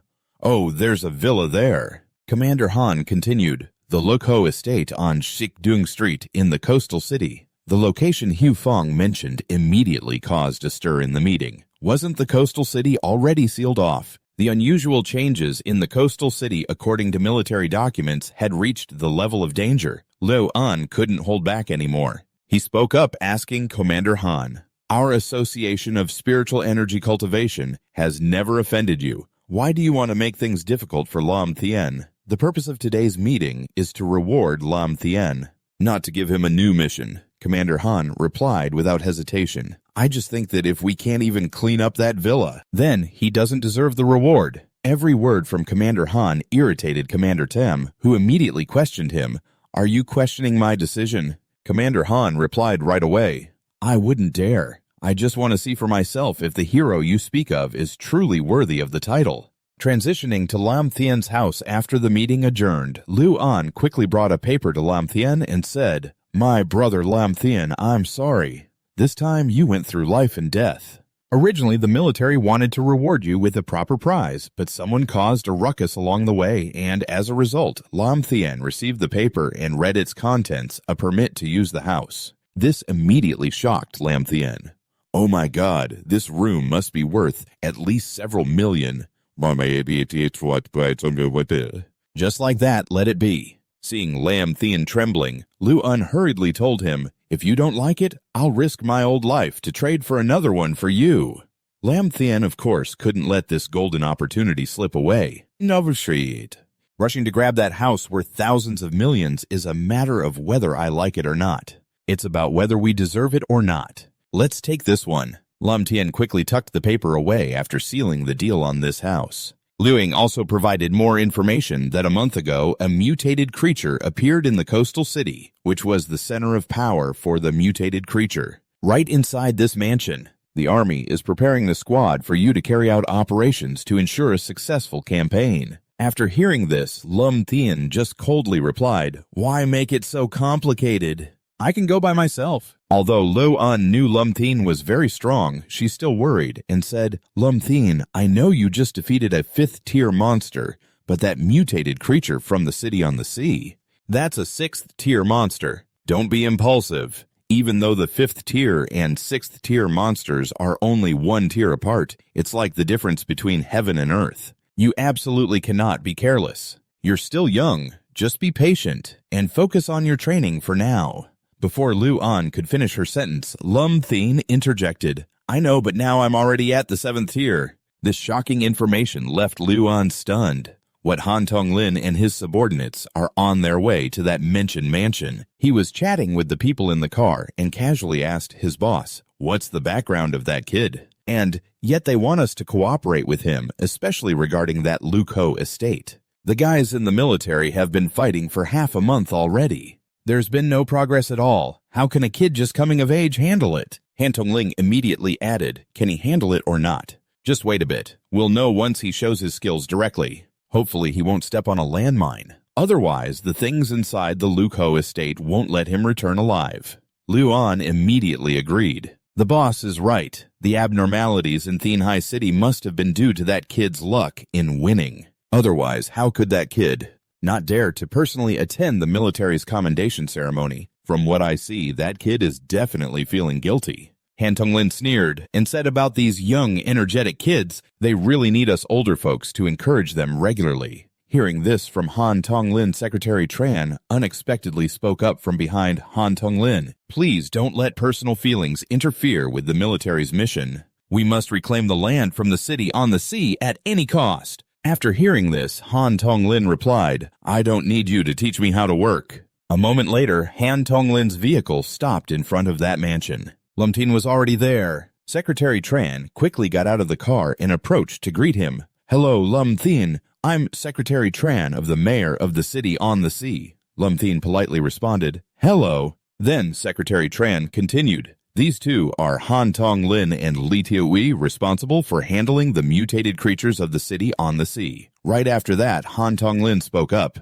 "You're the one who dealt with the monster of the 5 realms in the city by the sea, right?" Lum Thien casually replied, "What's up, Han Tonglin? We just met." He quickly judged him, speaking with disdain. "I thought you'd be like the other guys in our camp, tough and capable, but you're just a little softy." Facing Han Tonglin's unkind words, Lum Thien chose to retort directly, "So what, you big tough guys think the monster will show mercy?" Lum Thien's way of talking only fueled Han Tonglin's resentment towards him. He warned Lum Thien that if all he could do was talk back, it wouldn't end well. "Well, maybe you won't make it out of this estate alive then," he said, his words sharp and biting. Lum Thien remained calm and replied, "Don't worry, people are practical. If they can act, they won't waste words. If you two are scared, you can just stay out." Seeing the tension rising, Secretary Tran quickly interjected, "All right, that's enough. Although I don't know if you all get along. I hope we can agree on one thing. Once we enter the estate, we need to help each other out. Is that clear? If you all keep quiet, I'll take that as a silent agreement. Now, let me clarify the specifics of this mission." After the spiritual energy on Earth recovered, a powerful dark attribute energy suddenly appeared inside the estate Luko and was taken over by an unknown creature. According to the readings from the energy meter, the mutated creature inside the estate is at least at the 5 realms level after the casualties among the people in the city by the sea. We have successfully contained 68 of them.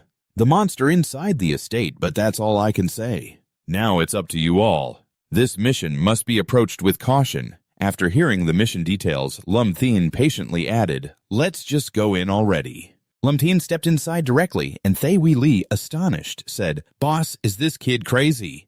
He didn't even bother discussing the battle plan and just charged in. Han Tonglin immediately ordered, "Follow him. Don't let that kid get away." Lum Thien was checking the system information board while thinking about the dark attribute monster. "In just a few short days, I've encountered it 3 times already." Last time, after completing the mission, I was awarded an additional attribute column. Should I choose dark attribute, or should I go for light attribute? In my past life, I had no power like I do now, so I didn't really understand which to choose between light and dark attributes. And to avoid a situation like Lun Nguyen's, I hope I can have healing abilities. At that moment, the other two had caught up with him, and Thieu Ui Li voiced his dissatisfaction. Hey, you charged in without even a battle plan. Do you have a plan or something? Lam Tien replied, no. But just standing outside and imagining a battle plan is pointless. Thieu Ui Li grew more furious as he questioned him. Are you even trustworthy? Before Lam Tien could respond, Han Thong Lin suddenly shouted, Watch out, a monster is appearing in front of us. It charged aggressively towards Thieu Ui Li. Han Thong Lin quickly intervened to block the monster, then retreated and asked, Are you okay? Thieu Ui Li replied, Thanks, boss. I just faced off against this monster. The lieutenant's face turned pale as he silently pondered the strength of the mutated creature outside this mansion. If it's stronger than me, then the leader inside the mansion must still be fighting the monster. He said loudly, You two be careful of that mutated dog. This is already the strength of a 4th-tier warrior. He approached the beast and continuously threw powerful punches at it, not giving it a chance to counterattack, seeing Han understand the battle strategy so bravely. The lieutenant was quite impressed. After all, he was the boss. He could actually hold his own against this mutated dog. After a few punches, the leader jumped up and kicked the beast in the head. At this moment, the beast was already bleeding quite a bit. Along with that, the leader had also exhausted a lot of energy, yet the monster was still not dealt with. Seeing it was taking too long, Lin Tian decided to speak up. Han, have you had enough? Can we go further into the mansion now? The lieutenant, hearing this, became furious on Han's behalf. What do you know? This mutated dog has already reached the strength of a 4th-tier warrior. Do you think Lin Tian would waste his breath arguing with this brat? He directly drew his sword and slashed at the air, the force immediately slicing the mutated creature in half. Han was instantly shocked by the scene before him. After dealing with the beast, Lin Tian continued to move inside and casually said, I'll go in first. You two take your time. Han was still in shock from Lin Tian's power. One slash from him could cut a monster that could match me in half. This meant that after this incident, the lieutenant also realized the problem. Boss, have we provoked someone we shouldn't have? At this moment, Han no longer had the imposing demeanor from before. He hurriedly said, We need to apologize to Lin Tian immediately. A person like him we absolutely cannot offend. Meanwhile, Lin Tian had opened the door to the villa and slowly stepped inside. He glanced around and silently assessed, Why are there no corpses of the 68 people who died in this mansion? The other two had also followed him in. Lin Tian then turned to understand Feng and said, Han, I have a question for you. Han quickly replied, What is it, Lin Tian?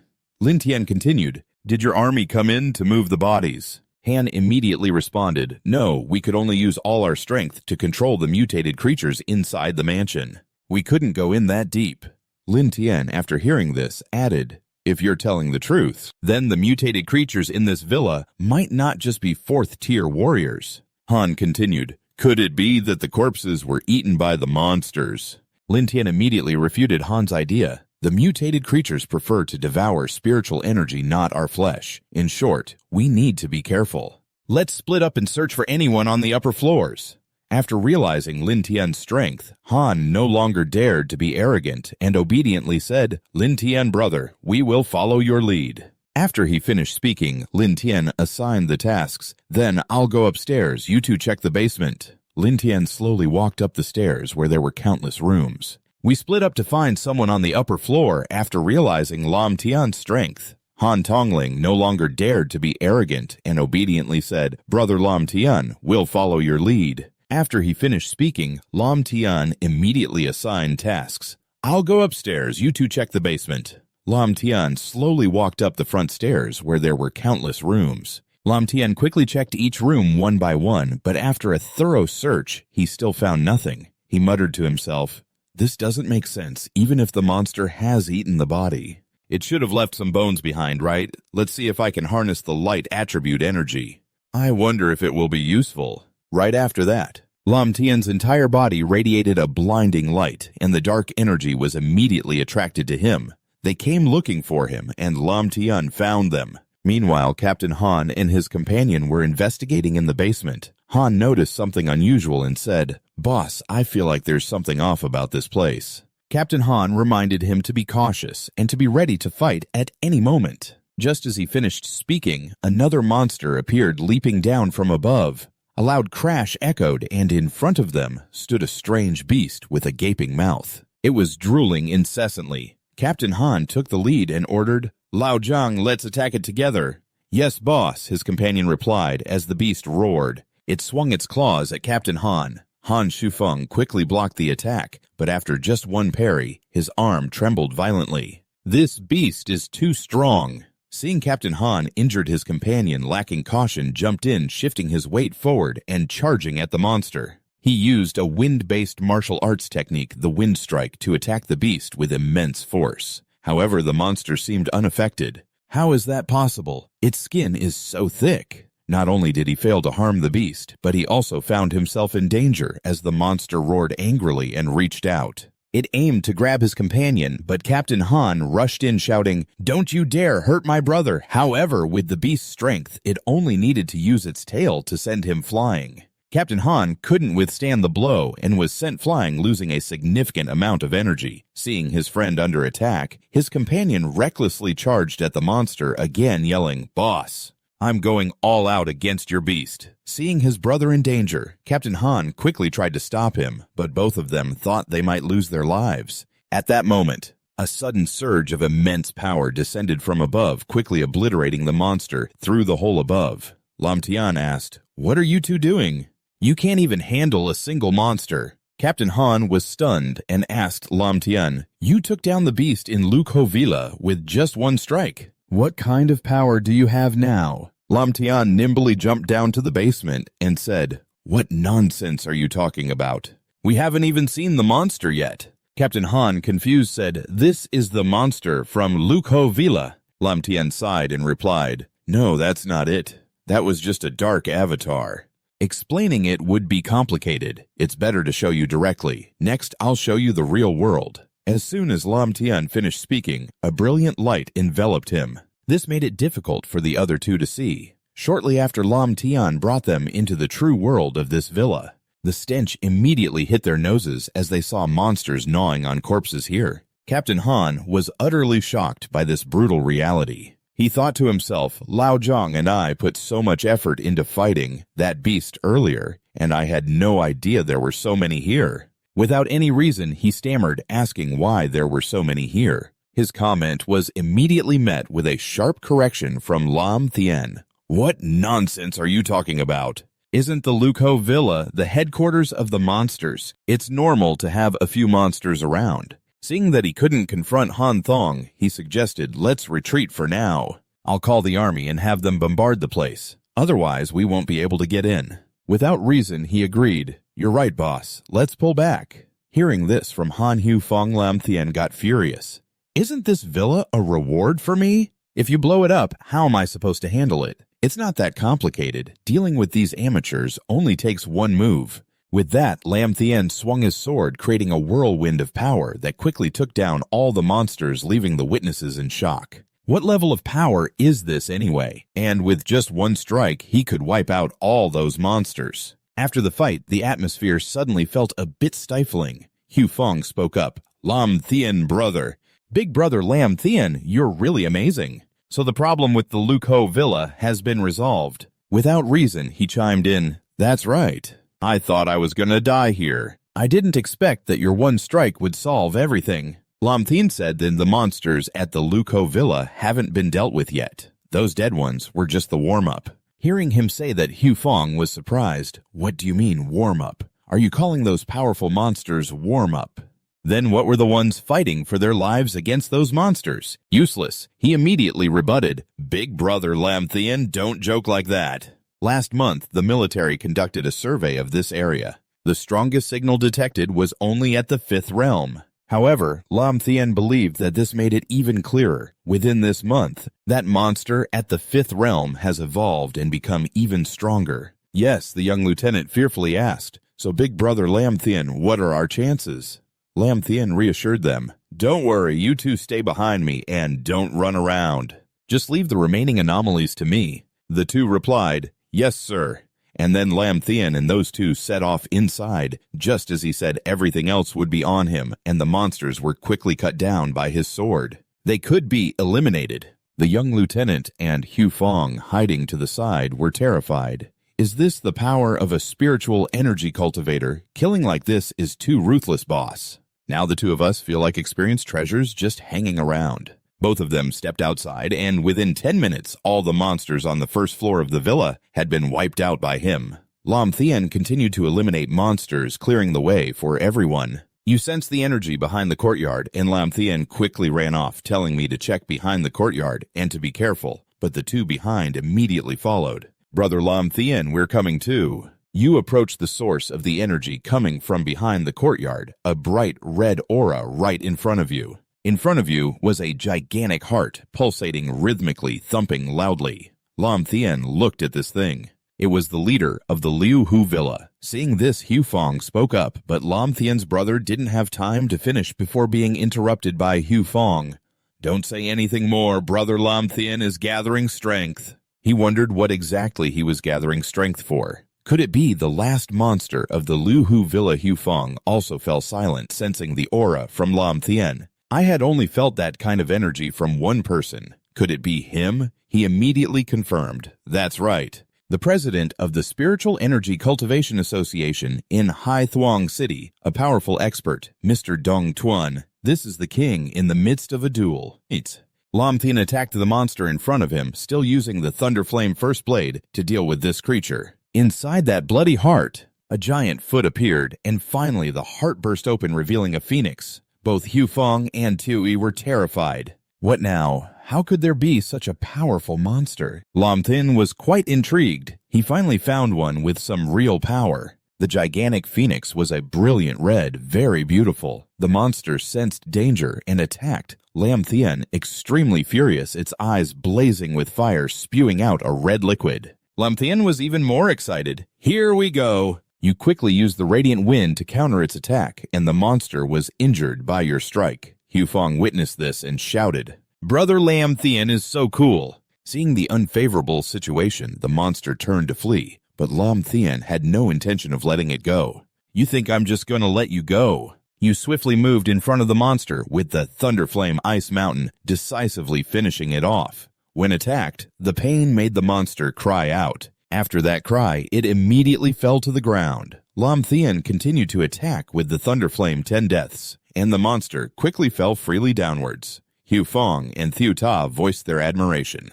Oh my gosh, this is too strong. Did you see that? This is my brother Lam Thien, so cool. After defeating the monster, Lam Thien declared that this building now belonged to him.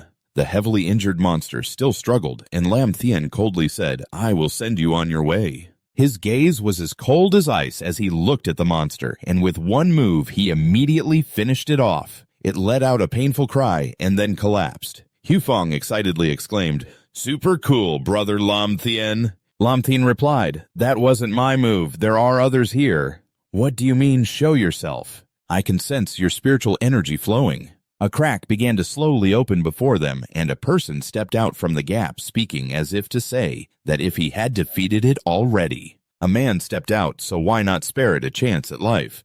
Hu Fong recognized this man as Mr. Vuong. Why are you here? Lam Thien asked him, Is he someone you know? He replied, Big brother Lam Thien. This is Mr. Vuong, the president of the Immortal Cultivators Association in Hai Thuong City, and also a powerful 6th-level expert.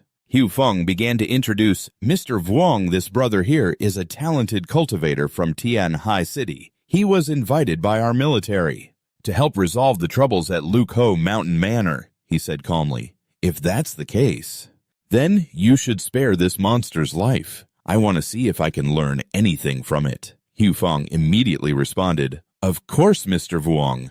But Lam Thien disagreed, saying he has no right to decide the fate of this monster. Nor does he have the authority to dictate your actions. Hu Fong calmly explained, Big brother Lam Thien, Mr. Vuong is not just the president of the Immortal Cultivators Association in Hai Thuong City. The operations of the Hai Thuong military largely rely on Mr. Vuong's support. The lieutenant immediately added, "That's right. Mr. Vuong is very kind. He has used his light attribute spiritual energy to assist many soldiers in our military district. He is a very good person." Mr. Vuong also spoke, "Young man, although this monster has committed serious crimes, if we can use love to transform it, wouldn't it be better to turn it into a friend of humanity rather than kill it?" As he spoke, he began to try to tame it. All beings in the world have spiritual awareness and must be tamed with love. The monster saw the man saving it and felt a flicker of hope. However, an attack suddenly rushed toward him, catching him off guard. Another attack quickly followed. He noticed it and immediately blocked it. Mr. Vuong calmly intercepted the incoming attack, and after blocking it, he used his fist. He punched Lam Thien's attack, acknowledging, "Your energy is quite strong, kid." He spoke, "What do you mean by this?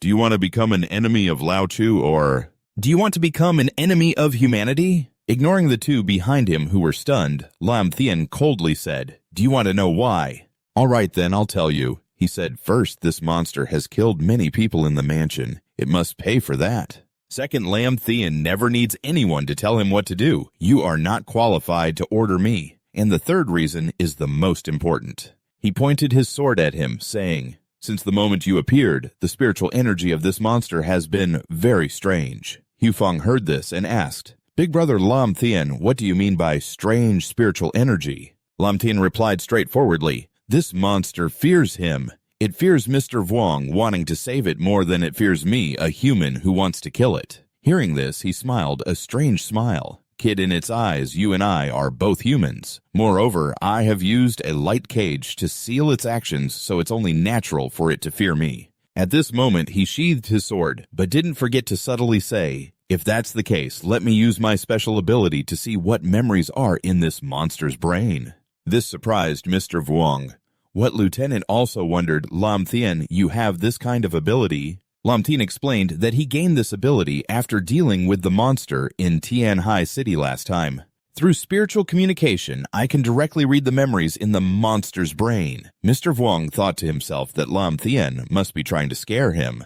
He walked past him to the monster and began to activate his ability. It let out a deafening cry as he activated his power, and all three of them saw the monster slowly being lifted up. Images of the monster appeared before them, which was beyond his expectations. Lam Thien added, "It seems the time should have been chosen earlier." The object was slowly lifted, and in front of him appeared another image of the monster. This was beyond his expectations. Lam Thien added, "Looks like we should choose an earlier time." At that moment, the way to channel the spiritual energy must be, he couldn't hold back. Inside, Mr. Vuong was stirred up as he attacked you from behind. But this was something you had anticipated, and you took the bait. Lam Thien calmly blocked his move, and his unexpected attacks were immediately countered. Seeing him attack Lam Thien unexpectedly, Hufang and the lieutenant also spoke up. "Mr. Vuong, what are you doing?" At this moment, his attitude changed, realizing that you had discovered him. "Then there's nothing left but to send you all to your deaths." Lam Thien coldly looked down at him. "You, Vuong, this monstrous bird was raised by you in this villa. Is that so?" Han the commander and the lieutenant beside him were astonished. He spoke up. "Lam Thien, brother, what are you talking about?"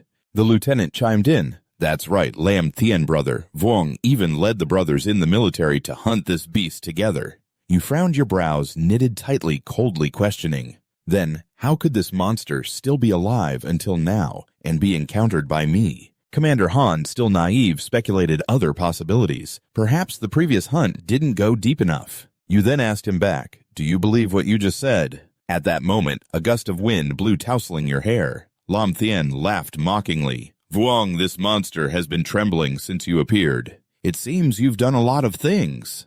Only beasts can do that." At this moment, the man named Vuong began to laugh, his voice filled with gloom. "Lam Thien, you're very smart, but you don't know, do you? Smart people don't live long." Commander Han was astonished at this. Is what Lam Thien said true? On the other side, the man named Vuong stood up, his whole body radiating a blue aura. "This monster was indeed nurtured by me in this villa," he said softly, "but I need to adjust a bit. I didn't raise it to harm humanity, but to protect humanity? Understand."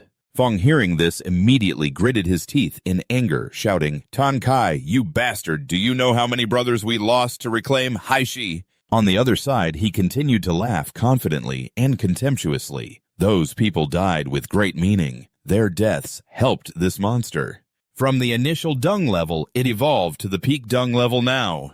The lieutenant was also furious, trembling with rage. "You use the lives of soldiers as experiments," he said, each word filled with restraint. The man stretched out his hand confidently. "You lowly beings will never understand the thoughts of someone from a higher class like me." His whole body radiated a strange energy.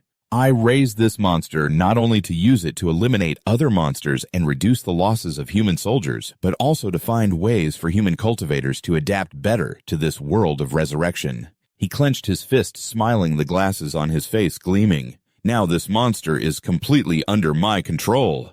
His voice turned cold, and he said, "I've said everything that needs to be said. Now it's time to send you on your way." Finding a way for human cultivators to adapt better to this world of resurrection energy. He tightened his fist and smiled. The glasses on his face sparkled. "Now this monster is completely under my control." His voice turned cold, and he said everything that needed to be said. "Now it's time to send you all on your way." His two fingers pointed down, and then a beam of light shot down like a bolt of lightning, the target of that blue light being Lamb. In the sky, the system announced that it had detected a strong light energy. "Would you like to absorb it?" Hearing this, Lamb laughed excitedly. How could he not absorb such a good thing? Then Lamb no longer resisted the light and immediately raised his hands to embrace it. The air around began to swirl while the other two, unaware of what was happening, rushed forward anxiously. Lam, big brother over here, Tan Kai, suddenly reached out for the next attack. A friction circle appeared beneath their feet, blocking Tan Kai. He smiled maniacally and said, "Now let me enjoy your cries of pain." Then beams of light pierced their bodies, and cries of pain echoed. At that moment, their faces turned pale as the pain surged continuously. Tan Kai smiled and pointed forward, saying, "This is the price you pay for daring to offend the king." Meanwhile, he was completely oblivious to the fact that all the light had been absorbed by Lam. The light around him emitted golden rays and sparks of electricity, and at that moment, Lam's attributes began to increase. His light attribute had risen from level 1 to level 2. Lam panted heavily after absorbing the light, and he was now surrounded by another kind of energy. The color red made Lam exclaim, "This trip was truly worth it." Not only did he get a free house, but his power also increased a level. After that, Lam suddenly jumped high, the three beams of light enveloping him, and the guy who was laughing immediately froze. Instantly, those red energies shot out like blades, and he knocked away the bindings of the two Han Tong and Thea Wei. They stumbled and fell, and after being freed, they looked up at Lam anxiously saying, "Thank you for saving us, big brother Lam." At this moment, Lam was stronger than before. He coldly looked down and said, "What are you waiting for? End this quickly." The guy was terrified and stepped back, asking, "What's going on?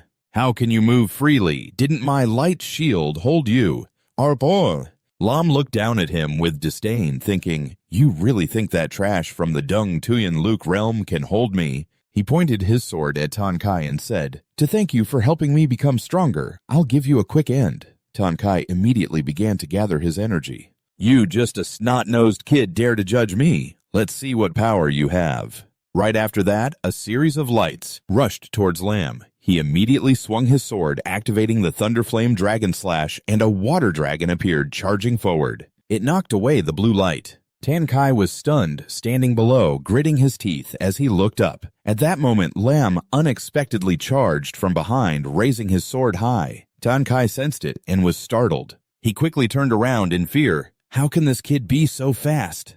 I'm done for. I can't avoid this.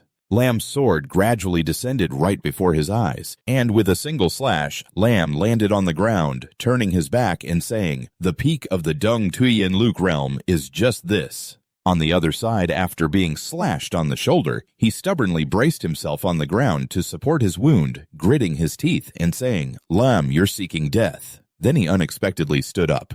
A massive surge of energy erupted from his entire being like a blazing blue fire, and he shouted, "You've really pissed me off now!" He yelled in anger, demanding to show me what true power of the pinnacle of the sixth realm was, and suddenly a gigantic magic circle appeared in the sky. Preparing to attack, Lan Thien felt annoyed and snorted. Even if he used all his strength to respond, it would only be a futile struggle. On the other side, that guy, unwilling to back down, reached out to activate the 10,000 arrows piercing heart from the magic circle above, and sharp arrows immediately shot down. Lan Thien quickly activated his powers to knock them away and dodged, but the newcomer moved unexpectedly, suddenly leaping high into the air. Then, using all his might, he charged forward, shouting, "Die!"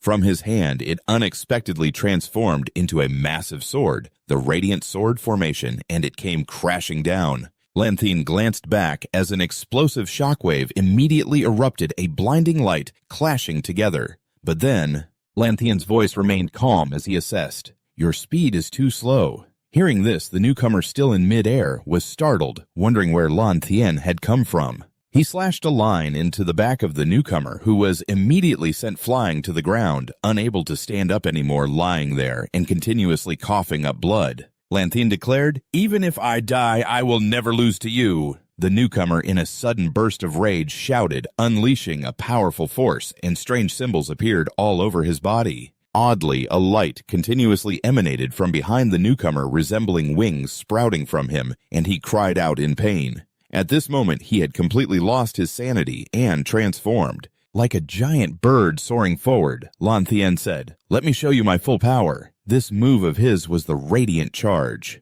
The newcomer then continued, "Nice try. Let's see if your punch is stronger than my sword." Lan Thien immediately activated the Ice Thunder Sword technique, the Extreme Ice Mountain, raising his sword high. Shortly after, an ice dragon appeared, launching a direct attack against the newcomer's full-force strike, causing him to scream in pain and fall backward. Another shockwave erupted as the newcomer was repelled in midair. After a moment, he lay on the ground, gasping for his last breath, questioning, "How can your power be stronger than mine? Your strength surpasses even the pinnacle of the sixth realm."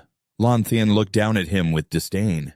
"The pinnacle of the sixth realm is nothing at all." Hearing this, he was so furious that he trembled, continuously coughing up blood from his nose and mouth. Could it be that he had reached the strength of the seventh realm? And in such a short time, since the spiritual energy recovery, you've already reached the seventh realm. Lan Thien continued to ascend. "I have other matters to attend to. It's time to send you on your way." Vuong Tan Hai, unwilling to accept this, widened his eyes, tears streaming down. He couldn't die here. "I can't." Lan Thien continued to swing his sword, saying, "You will pay for what you've done." He then slashed straight down coldly, stating, "Trash is still trash." On the other side, Han Hufong and the young lieutenant were shocked. "Oh my god, this brother Lan Thien just cut down a pinnacle of the sixth realm." Han Tonglin was terrified. "Oh man, no wonder he's my big brother Lan Thien." After that, Lan Thien sheathed his sword, saying, "Let's go check out that big bird." They immediately responded, "Got it." Han Tonglin added, "Brother Lan Thien over here." Meanwhile, the bird was being pinned down by those glowing arrows. Han Tonglin worriedly said, "Brother Lan Thien, we have to kill this evil monster." "Then let's get out of here." Lan Thien looked down, feeling a bit of pity. It wasn't an evil monster, it was just harmed by someone else. Then he reached out, and a stream of golden light flew towards the body of the bird. The bird suddenly let out a cry, and the two people behind were worried and reminded Lam Tien, "Be careful, big brother Lam Tien." Lam Tien, still calm, said to the bird, "I'm not a new threat. I won't harm you. I just want to help you understand." The bird, with its bright red eyes, looked at Lam Tien, then suddenly bowed its head to accept his treatment. After a while, it was healed and transformed from a fierce bird into an owl. The two on the other side were immediately shocked, their mouths agape. It turned into an owl. At that moment, the little bird flew onto Lam Tian's shoulder as if it had accepted him as its master. The young officer was confused. What on earth just happened? Lam Tian gently patted the little bird and said, "I don't even know. At first, I just intended to use light energy to heal its wounds. I didn't expect it to turn out like this after the treatment." The young officer suddenly remembered and asked, "Right, brother Lam Tian, can you see the past? Can you show us?" Lam Tian showed an innocent expression and said, "That was just me bragging. I merely tricked the new threat." Hearing this, he was startled, and the two on the other side immediately asked, "But wasn't that what we just saw?" Lam Tian awkwardly smiled and continued, "That was me using light energy to condense my memories. Luckily, he fell into the trap. Otherwise, I really wouldn't know what to do at that moment." So he hurriedly turned away and said, "All right, everything's settled. Let's go home. In the future, I still need to find someone to repair and see how much it will cost to renovate this house." The two on the other side were still in shock and asked, "Wait a minute, Brother Lam Tian. Are you planning to keep that owl as a pet?" Lam Tian casually walked while whistling. Hearing their question, he turned back to reply, "I never thought about keeping a pet. But this little guy is very obedient. Having it in the house wouldn't be bad." He immediately asked again, "Or should we let your army take care of it?" Han Tongling quickly waved his hand and said, "No way, the military budget is limited, and besides this is a spirit beast that you worked hard to rescue. How could we be qualified to keep it?